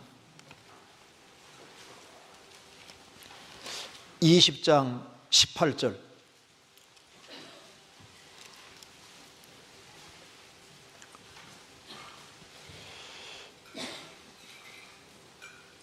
무릇 경영은 의논함으로 성취하나니 모략을 베풀고 전쟁할지니라. 무릇 경영은 의논함으로 성취하나니 모략을 베풀고 전쟁할지니라. 무조건 전쟁할 것이 아니라 계획을 세우고 전쟁을 해야 됩니다. 그렇잖아요. 그러니까 여기 수양회가 이게 중요하기 때문에 먼저 뭘 해야 되느냐, 이게 구원받은 식구들끼리 의논을 해서 내가 몇 명의 사람을 전도할 거냐, 어떻게 전도할 거냐, 그 계획을 세워야 돼요. 우리 소원교회에서는 어떤 형제 나와서 간증하는데, 우리 집은 40명을 전도할 겁니다. 어떻게 보니까 자기가 자신이 20명, 아내가 20명, 40명이 도와겠다고 공개적으로. 근데 이게 그래, 정말 할 수 있을까? 할 것 같기도 해요. 그러니까 이게 계획이라는 걸 세워야 됩니다. 목표를 딱 세우고 내가 전도할 사람을 쫙 확인해보고 이렇게 해서 계획을 세워야지, 수양에 닥치면 그냥 해야지 이렇게 해서는 안 되고, 분명히 여기 전쟁할 때도 모략을 베풀어야 되는 것처럼 영혼을 건지는 이 일을 위해서는 계획을 세워야 되는데요. 수양회가 왜 필요하냐면, 먼저 신앙생활을 하는데 흐트러져 있는 사람은 수양회 무조건 가야 돼요. 수양회 갔다 온 사람하고 안 가서 다릅니다. 그래서 자기 신앙이 회복되기를 원하는 사람은 반드시 가야 되고, 그리고 이제 뒤처진 사람은 반드시 수양회를 갈 필요가 있어요. 그리고 또 구원 안 받은 사람을 최대한 많이 데려갈 필요가 있습니다. 그리고 이 일을 위해서 우리가 계획을 하는 것이 그게 성경적이냐? 물론 성경적입니다. 이걸 한번 보세요. 여기에 제가 한번 보여드리겠습니다. 여기에 칼빈주의는 하나님을 100 놓고 인간을 제로로 놓습니다. 주님이 다 해주신다. 그럼 사람은 가만히 있어야 됩니까? 또 인본주의는 하나님이 제로고 인간이 다 해야 된다. 성경은 하나님은 항상 100인데 인간 편에서 최선을 다해야 된다. 이것이 성경의 가르침입니다. 제가 성경 보여드리겠습니다. 열왕기하 4장 보겠습니다. 그래서 이 그림을 요거 딱 좀 기억해 두세요. 여기 그림 보이죠? 하나님은 항상 100인데 인간 편에서 정말 온전히 헌신하면 좋은데 온전히 거의 안 해요. 그러니까 인간 편에서 최선 다해 서야 되는 것이 성경적이냐? 성경적인 겁니다. 성경 한번 보시겠습니다. 열왕기하 4장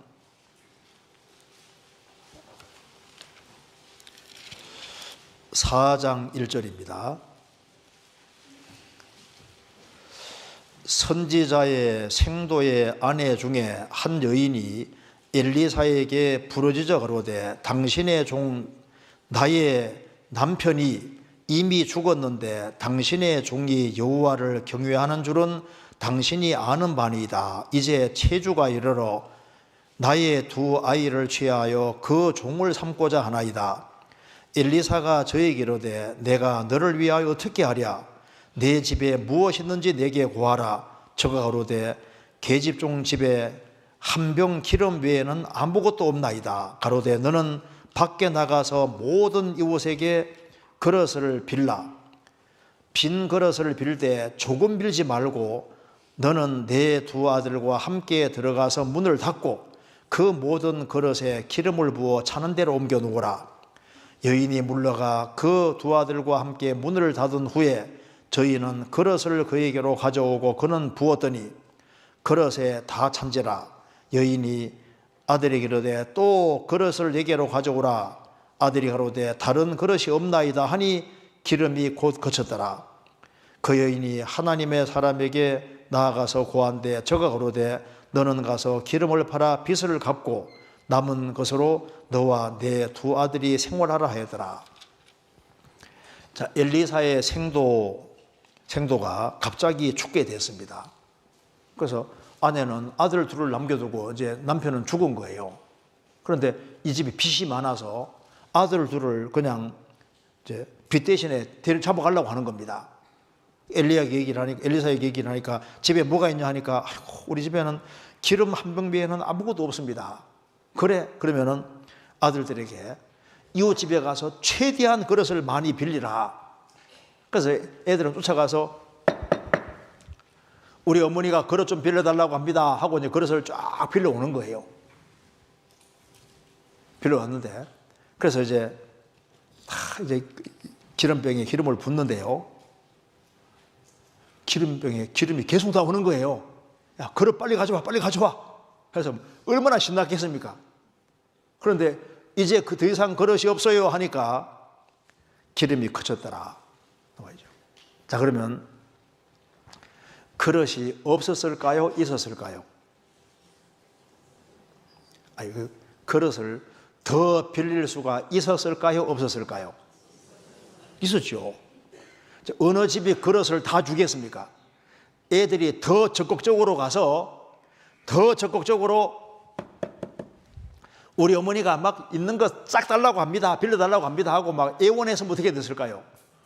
훨씬 더 많은 그릇을 가지고 왔을 것이고, 그리고 그릇에 기름이 훨씬 더 많은 그릇에 기름을 담을 수가 있었을 거 아니에요. 그렇죠? 여기서 우리가 알 수 있는 것이 있습니다. 기름은 하나님이 주시지만은 그릇 준비는 인간이 해야 되는 거잖아요. 그래서 아이고, 이럴 줄 알았으면은 그릇을 더 많이 빌리는 건데, 그럼 잘 생각해 보세요. 여기 엘리사 여기 생도에 그 기름에다가 기름이 있는데 거기 그릇만 가지고 부으면 되잖아요. 성경에서 기름은 성령의 그림자가 되고 여기 그릇은 또 인생 사람의 그림자가 되는 겁니다. 그래서 그릇만 가져오면 기름 집어넣는 것처럼요, 데려다 놓으면은 구원을 받을 수 있는 사람을 그릇을 안 갖다 놓는 것처럼, 안 가져온 것처럼, 우리가 강권에서 수양에 갖다 놓으면은 더 많은 사람에게 기름이 들어가는 것처럼 더 많이 구원받을 수도 있는데, 우리가 적극적으로 하지 않아서 이뤄지는 사람도 실제로 많이 있는 거예요. 그렇잖아요.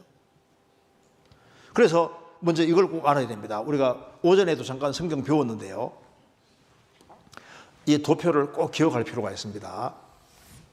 사람들은 우리는 율법 벗어났다, 율법. 물론 그리스도는 율법을 벗어났죠.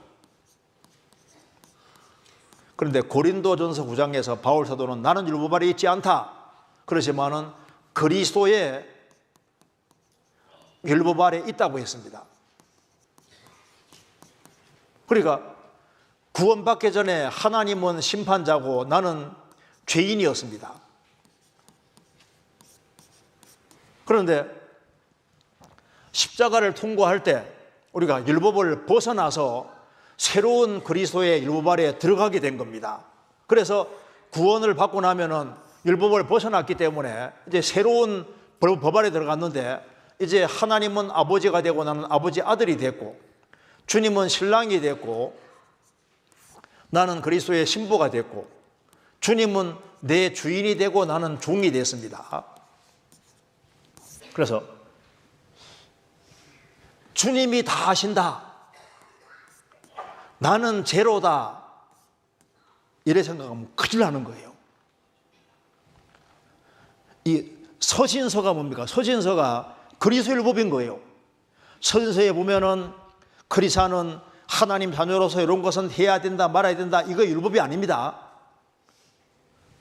가정생활은 이렇게 해라, 직장생활은 이렇게 하라, 어려움을 당할 때, 애매한 고난 당할 때 이렇게 처신하라, 이게 다 그리스도 율법이다 그 말입니다. 크리스찬들은 나 율법에 벗어났다. 그런데 벗어나는 즉시 새로운 법 아래 들어간 거예요. 그래서 갈라디아 2장 20절에 내가 그리스도와 함께 십자가에 못 박혔나니 그런즉 이제는 내가 산 것이 아니요 오직 내 안에 그리스도 사신 것이라. 그럼 나는 없느냐? 아니잖아. 그 뒤에 이제 내가 육체 가운데 사는 것은 육체 가운데 바울 사도가 살고 있는 거예요. 근데 왜 내가 사는 것이 아니냐? 주인이 바뀌어서 그런 거라고. 그래서 데살로니가서 5장에 말씀하시기를 그리스도께서 우리를 위하여 죽으사 우리로 하여금 깨든지 자든지 자기와 함께 살게 하셨느니라. 신앙생활은 2 빼기 1이 아닙니다. 2 빼기 1이 아니고 너는 필요 없다 이게 아니다 그 말입니다. 네가 왜 하려 그래? 너는 필요 없어 이게 아니라니까요. 신앙생활은 뭡니까? 주님과 더불어 동거예요. 동거라는 건 같이 살아가는 건데 왜 내가 산 것이 아니냐? 이제 주인이 바뀌어서 그런 거예요. 주인이 바뀌어서. 결혼하고 나면은 신랑 중심으로 살잖아요. 자녀가 태어나면 부모 중심으로 사는 거예요. 그리고 구원받은 사람은 주님이 주인이니까 주님 중심으로 살아가는 거라고. 그런데 야, 니는 필요 없다 이게 아니다 그 말입니다. 그래서 제가 예를 한번 들어볼게요. 이제 아버지에게 아들이 있는데 아들이 7살이라 봅시다. 7살인데 아버지가 이제 저 상점에서 물건 하나 사오라고 합니다. 애가 말합니다. 아버지 저는 원래부터 못해요. 나는 가만히 있을게요. 아버지가 다 해주세요. 야, 우리 아들을 신령하고 납니까? 돌았구나 이상한 겁니까? 이놈의 자식이 빨리 갔다 와. 자기가 할 수 있는 것을 해야 되는데 우리는 봐요. 구원받으면은 새로운 피조물이에요. 새로운 피조물. 우리는 거듭난 사람은 새로운 피조물이라고. 새로운 피조물. 새로운 피조물로 같이 살아가는데 주님 중심으로 살아가는 거예요. 그래서 우리 편에서 우리가 할 것은 최선 다해서 해야 되는 것이 맞는 거라고. 자, 여기 봐요. 신부가 있는데 신랑에게 말합니다. 여보, 나는 원래부터 못해요.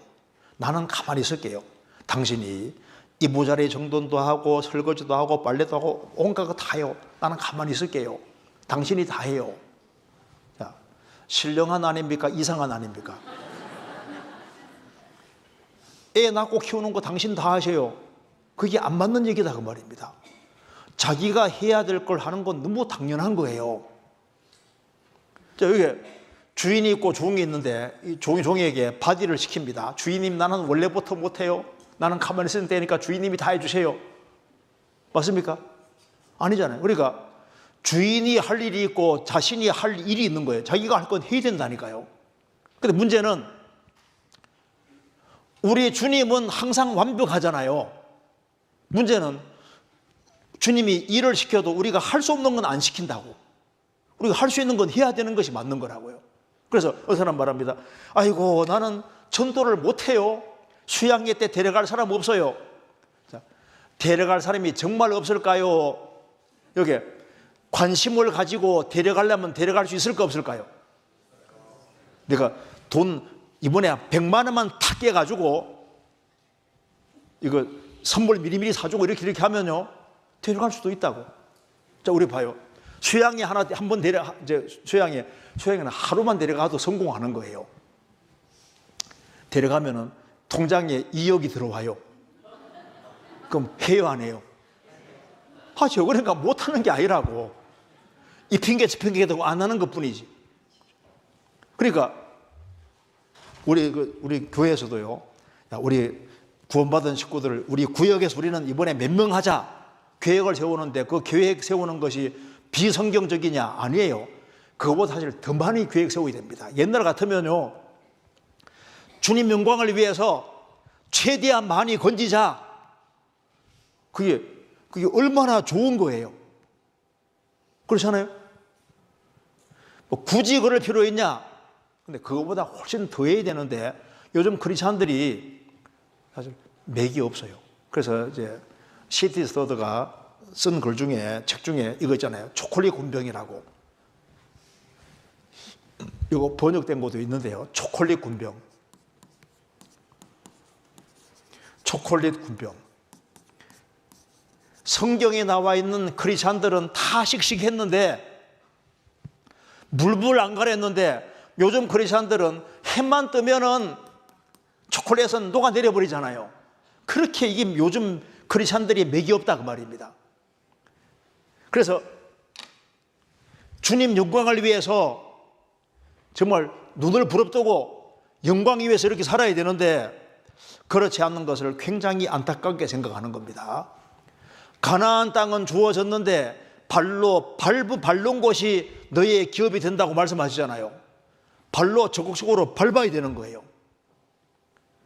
자, 우리 편에서 해야 될 일이 있는 겁니다.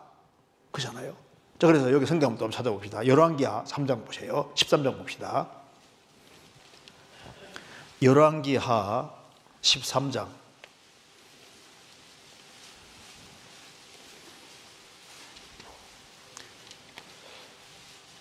13장 14절입니다.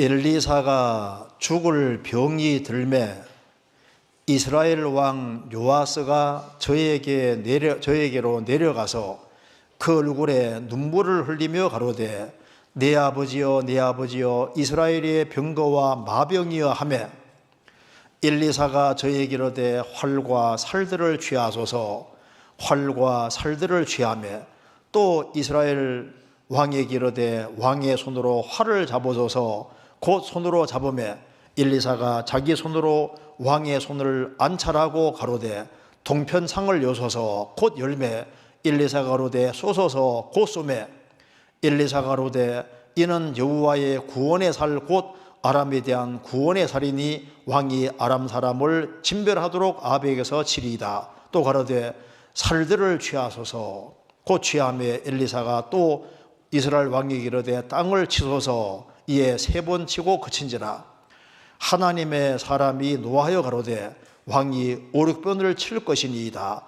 그리하였다면 왕이 아람을 진멸하도록 쳤으리이다.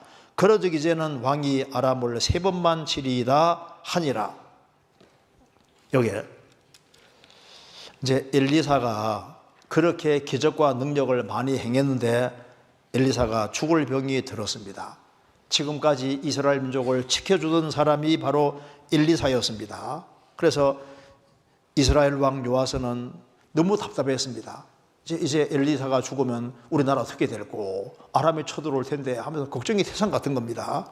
그래서 내 아버지여 내 아버지여 이스라엘의 병거와 마병이여 이스라엘을 튼튼하게 지켜준 것이 바로 엘리사인데 엘리사가 죽으면 어떻게 되겠냐고 하는 겁니다. 그래서 엘리사가 15절에서 활과 화살들을 취하소서 활과 화살을 취했습니다.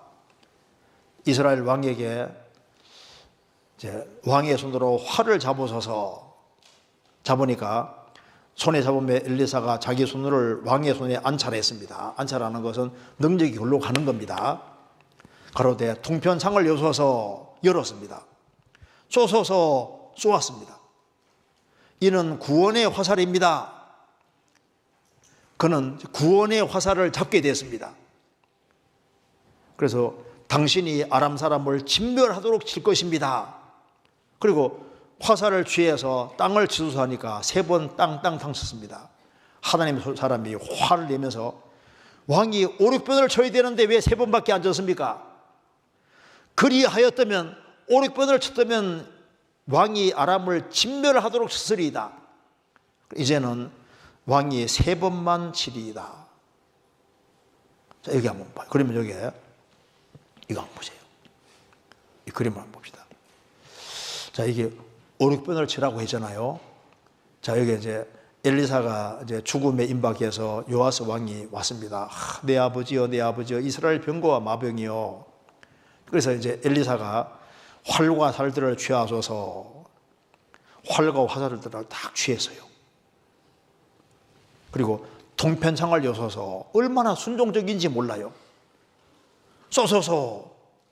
그 다음에 이제 화살을 취하소서 땅을 취하소서 했는데 3번 땅 치고 거쳤잖아요. 하나님 사람이기 노예였습니다. 어째서 3번밖에 안 쳤습니까? 왜 3번만 쳤을까요? 그는 이스라엘의 완전한 승리를 원한 것이 아니라 그냥 아이고 우리가 3번 정도 이기면은 아람이 우리를 더 이상 괴롭히지 않을 텐데 이 정도 생각을 가지고 있는 거예요. 그래서 결국은 3번만 이깁니다. 뭐라 했습니까? 그리하였다면 5-6번을 쳤다면은 아람을 완전히 진멸했을 텐데요. 자, 이것이 누구 모습입니까? 이 사람이 원한이라는 것이 없는 겁니다. 원한. 그래서 여기에 생각해 봐요. 나는 세 번 치고 그치는 사람인가 아니면 오른편 이상 치는 사람인가 잘 생각해 보면은 이 요아스 왕은요 굉장히 순종적이었잖아요. 왜? 시키는 대로 다 했어요. 순종적인데 그 사람 마음속에 뭐가 없습니까? 열망이라는 것이 없는 거예요. 이스라엘을 그렇게 괴롭히고 이스라엘 사람을 그렇게 많이 죽이고 학대한 아람은 원수 중에 원수니까 아람을 그냥 싹 없애야만 이스라엘이 안전한데 그 간절한 마음, 열망이 없으니까 세 번 치고 거쳤습니다. 여기 뭐라 했습니까? 그리하였다면 오른편을 칠 수가 있었는데 마음속에 더 큰 열망만 있었으면 오른편을 쳤을 것이고 그러면 아람을 완전히 진멸했을 것입니다. 그래서 세 번밖에 못 이기잖아요. 우리도 마음속에 요아스 왕처럼요 세 번으로 만족합니다. 세 번으로. 우리 집안 식구가 구원받았으니까 됐어. 내가 지옥 안 가니까 됐어. 적당한 선에서 만족을 하고 마음속에 간절한 열망이 없는 겁니다. 그래서 이 요아스 왕의 마음과 비슷한 것이 적당히 신앙생활 하면 되지 뭐 꼭 성령 충만 받아야 되냐? 뭐 수고하면 되지 뭐 힘을 다해서 죽도록 수고해야 되냐? 노력하면 되지 뭐 목숨까지 걸어야 되냐? 충성하면 되지 뭐 죽도록 충성해야 되냐? 입을 열면 되지 뭐 꼭 넓게 열어야 되냐? 그런 식이거든. 주일만 참석하면 되지 꼭 수요일까지 가야 되냐? 구역 모임까지 가야 되냐? 구원받고 신앙생활 하면 되지 또 수양회까지 가야 되냐? 또 꼭 3박 4일까지 꼭 있어야 되냐? 꼭 이런 식인 겁니다. 헌금 그냥 적당히 하면 되지만 꼭 11조 꼭 해야 되고 이렇게 헌금 꼭 해야 되냐? 뭐 전도 한두 번 하다가 안 되면 그만두지 뭐 꼭 계속해서 막 아주 사냥개같이 막 끝까지 매달리면서 그렇게 꼭 해야 되냐? 꼭 생각이 그런 식인 거예요. 우리가 적당한 선에서 만족을 하고 여기에 그리하였다면 자유의지가 있는 거예요. 우리가 신앙생활을 더 잘할 수도 있는 겁니다. 그러잖아요. 그 성경도 그냥 적당하게 읽고 끝냅니다. 오른편을 치는 것처럼 더 적극적으로 성경을 제대로 읽어가고 주님을 가까이 하는 것도 더 적극적으로 오른편을 할 수 있는데 열망이 있으면 가능한 거예요. 나는 한 명만 전도하면 되지 뭐 이번에 수양회 때. 나는 2명만. 난 조금만 하면 되지 뭐. 나는 그러지 마. 수양회가 나는 딱 발만 담그는 식으로 잠깐 갔다 오면 돼.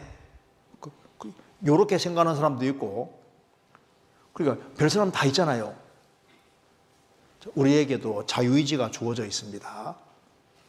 그래서 이제 우리가 신앙생활 하면서 이게 적당한 선에서 하려고 하는 그런 아주 안 좋은 마음이 있는 거예요. 죽도록 충성하라 그랬는데, 그렇잖아요. 근데 이게 이제 우리하고 관계가 되는 겁니다. 그리고 뭘 알아야 되냐 하면은 하나님은 이게 가장 샘에 밝으신 분입니다. 그렇잖아요. 이거 한번 보세요. 그러니까 여기에 하나님은 계수하시는 하나님입니다. 하나님은 가장 잘 세시는 분인 거예요. 아주 완전한 기억력을 가지고 있습니다. 우리 여기에 하나님은 구원받은 자의 수를 세십니다. 요한복음 21장 보면은 물고기 몇 마리 잡혔습니까? 153마리 물고기 잡혔잖아요. 근데 153마리가 히브리어로 하나님의 아들들이라는 숫자 값이 153이 나오는데, 근데 그거보다도 한 사람이 사복음서에서 예수님 공생의 당시에 예수님 통해서 확실한 은혜를 받은 사람을 다 세보니까 정확히 153명이었습니다. 그런 책도 있습니다. 주님은 구원받은 사람의 수를 세십니다. 그렇죠? 그리고 하나님께서는 하나님이기 때문에 우리의 걸음걸이도 다 세십니다. 그가 네 길을 감찰치 아니하셨냐? 내 걸음을 다 세지 아니하시느냐? 주님께서는요, 우리 걸음걸이를 다 세고 있습니다. 수양에 가는지 안 가는지 그거 다 하고 세고, 교회당 나올 때 몇 걸음 걸었는지 그거 다 세고 있습니다. 그렇죠? 그리고 이걸 보세요. 여기에 주님은 시편 56편에 나의 눈물을 주의 병에 담아줘서 주님께서는 우리의 눈물 방울까지 다 세고 있습니다. 자, 그런데 이걸 보세요. 에스라 2장과 느헤미야 7장을 보면은 내용이 똑같이 되어 있습니다. 그런데 내용은 똑같이 되어 있는데 자세히 보면 숫자가 달라요. 자, 그래서 이걸 에스라 2장과 느헤미야 7장 보시면은 이렇게 되어 있습니다. 자, 에스라 2장과 느헤미야 7장 보면은 바벨론 포로에서 이스라엘 땅에 돌아온 사람의 총 합계는 42,360명입니다. 그러니까 에스라서에도 42,360명, 그다음에 느헤미야서에도 42,360명입니다. 그런데 이제 요 에스라 2장과 느헤미야 7장을 계산 다 해보면은, 숫자를 다 세보면은 에스라 2장에는 21,177명이에요. 느헤미야 7장에는 계산해보면 3451명입니다. 그래서 왜 이렇게 차이 나나 보니까 아라자손은 에스라서 2장에 775명으로 되어 있는데 느헤미야 7장은 652명으로 되어 있습니다. 삿도자손은 945명인데 에스라서에는, 느헤미야는 845명입니다. 그 다음에 에스라 2장에는 아서가 자손은 1122명인데 느헤미야서에는 2322명입니다. 그래서 나중에 확인해 보니까 여기 이제 에스라 느헤미야서가 똑같이 성벽 건축할 때 얘기입니다. 성벽 건축할 때 얘기인데, 성벽을 건축할 때 에스라 2장은 건축하기 직전에 이 공사에 참여한 사람을 센 것이고, 느헤미야 7장은 공사 끝나고 난 이후에 끝까지 공사에 참여한 사람 수를 센 겁니다.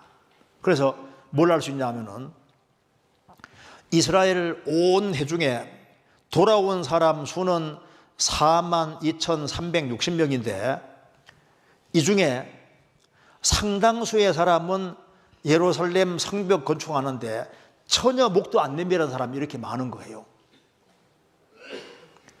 42,360명 중에 이제 실제 3451명이 참여했으니까 거의 한 상당수의 사람은 아예 무관심했잖아요. 그렇죠?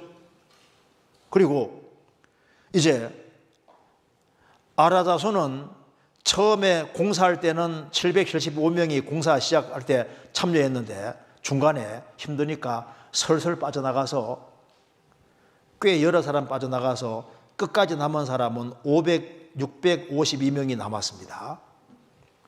삿두자손은 처음에는 945명이 공사에 참여했는데 중간에 안 보겠지 하면서 슬슬 빠져나가서 845명, 그러니까 한 10명 정도가 빠져나간 거예요.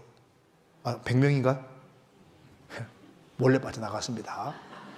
그리고 이제 아서가 자손은 처음에는 1122명이 공사 시작했는데 보니까 뭐가 돼 가거든요. 후반부에 가서 우르르 많이 참여해가지고 2,322명이 됐다 그 말입니다. 그럼 여기서 우리가 뭘 알 수 있습니까? 아예 관심을 안 가지는 사람도 주님은 딱 보고 계셨고, 공사 시작할 때부터 끝까지 계속 있는 사람도 보셨고, 공사 시작할 때는 있다가 중간에 빠져나간 사람도 다 보셨고, 처음에는 무관심하다가 나중에 동참하는 사람도 다 보셨잖아요.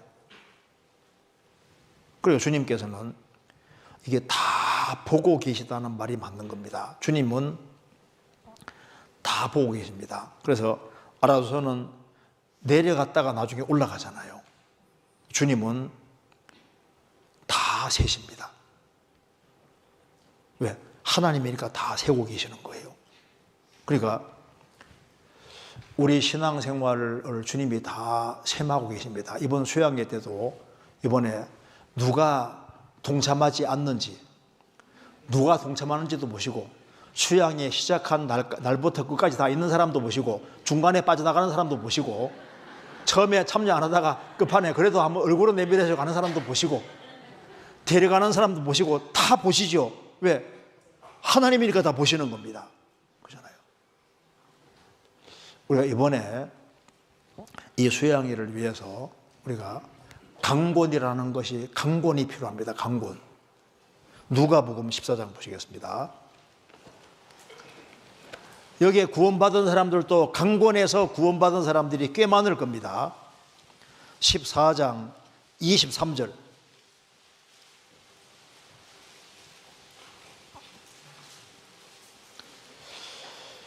주인이 종에게 이르되 길과 산울가로 나가서 사람을 강권하여 데려다가 내 집을 채우라.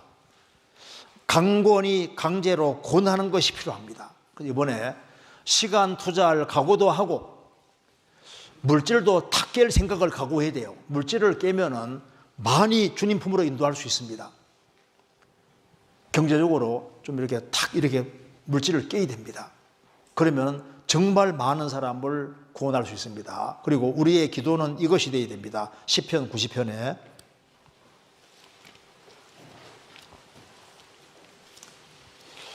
시편 90편 17절 같이 읽어보겠습니다. 17절 같이 읽겠습니다. 주 우리 하나님의 은총을 우리에게 임하게 하사 우리 손의 행사를 우리에게 경고케 하소서.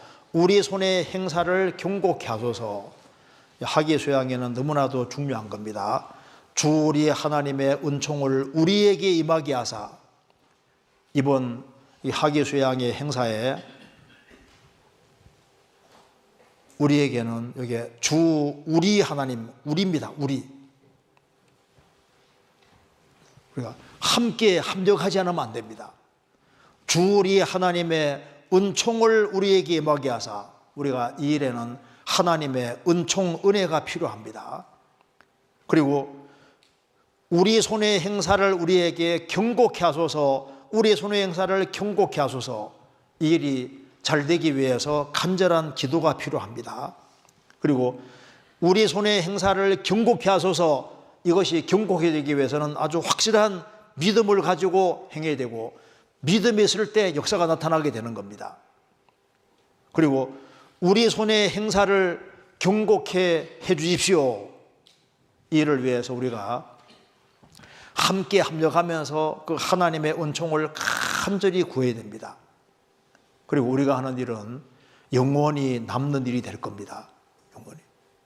그래서 하나님 은혜와 사랑을 입은 사람이, 하나님 우리를 위해서 행하시는 걸 아는 사람이 우리 모든 일을 우리가 주님 영광을 위해 할 때 또 우리를 위해서 하나님이 그 일을 또 도와주시는 겁니다. 그래서 여기에 이렇게 되어 있지 않습니까?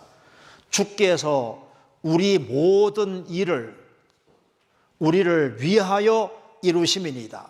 우리가 은혜와 사랑을 입은 사람이 우리 모든 일을 우리가 행할 때 주님 영광을 위한 일이 확실하기 때문에 또 주님께서 우리를 위해서 이 일이 잘 이루어지도록 배후에서 행하셔서 이루어 주시기 때문에 돌이켜보면 다 주님이 우리를 위해 해주신 거예요. 그래서 여기에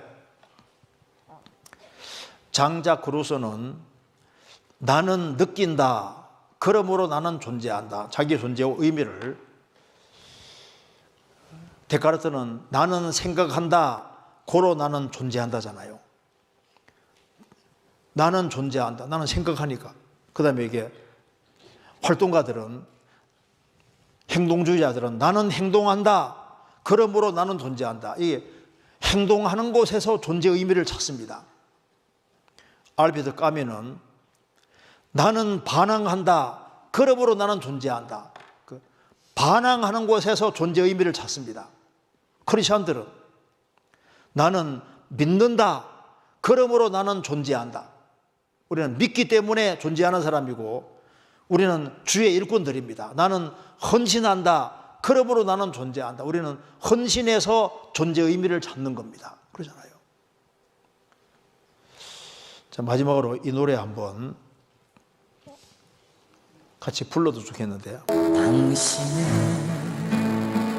그 섬김이 전국에서 해같이 빛나리. 당신의 그 겸손이 전국에서 해같이 빛나리. 당신의 그 믿음이 전국에서 해같이 빛나리. 당신의 그 충성이 전국에서 해같이 빛나리. 주님이 기억하시며 족하니 예수님 사랑으로 가득한 모습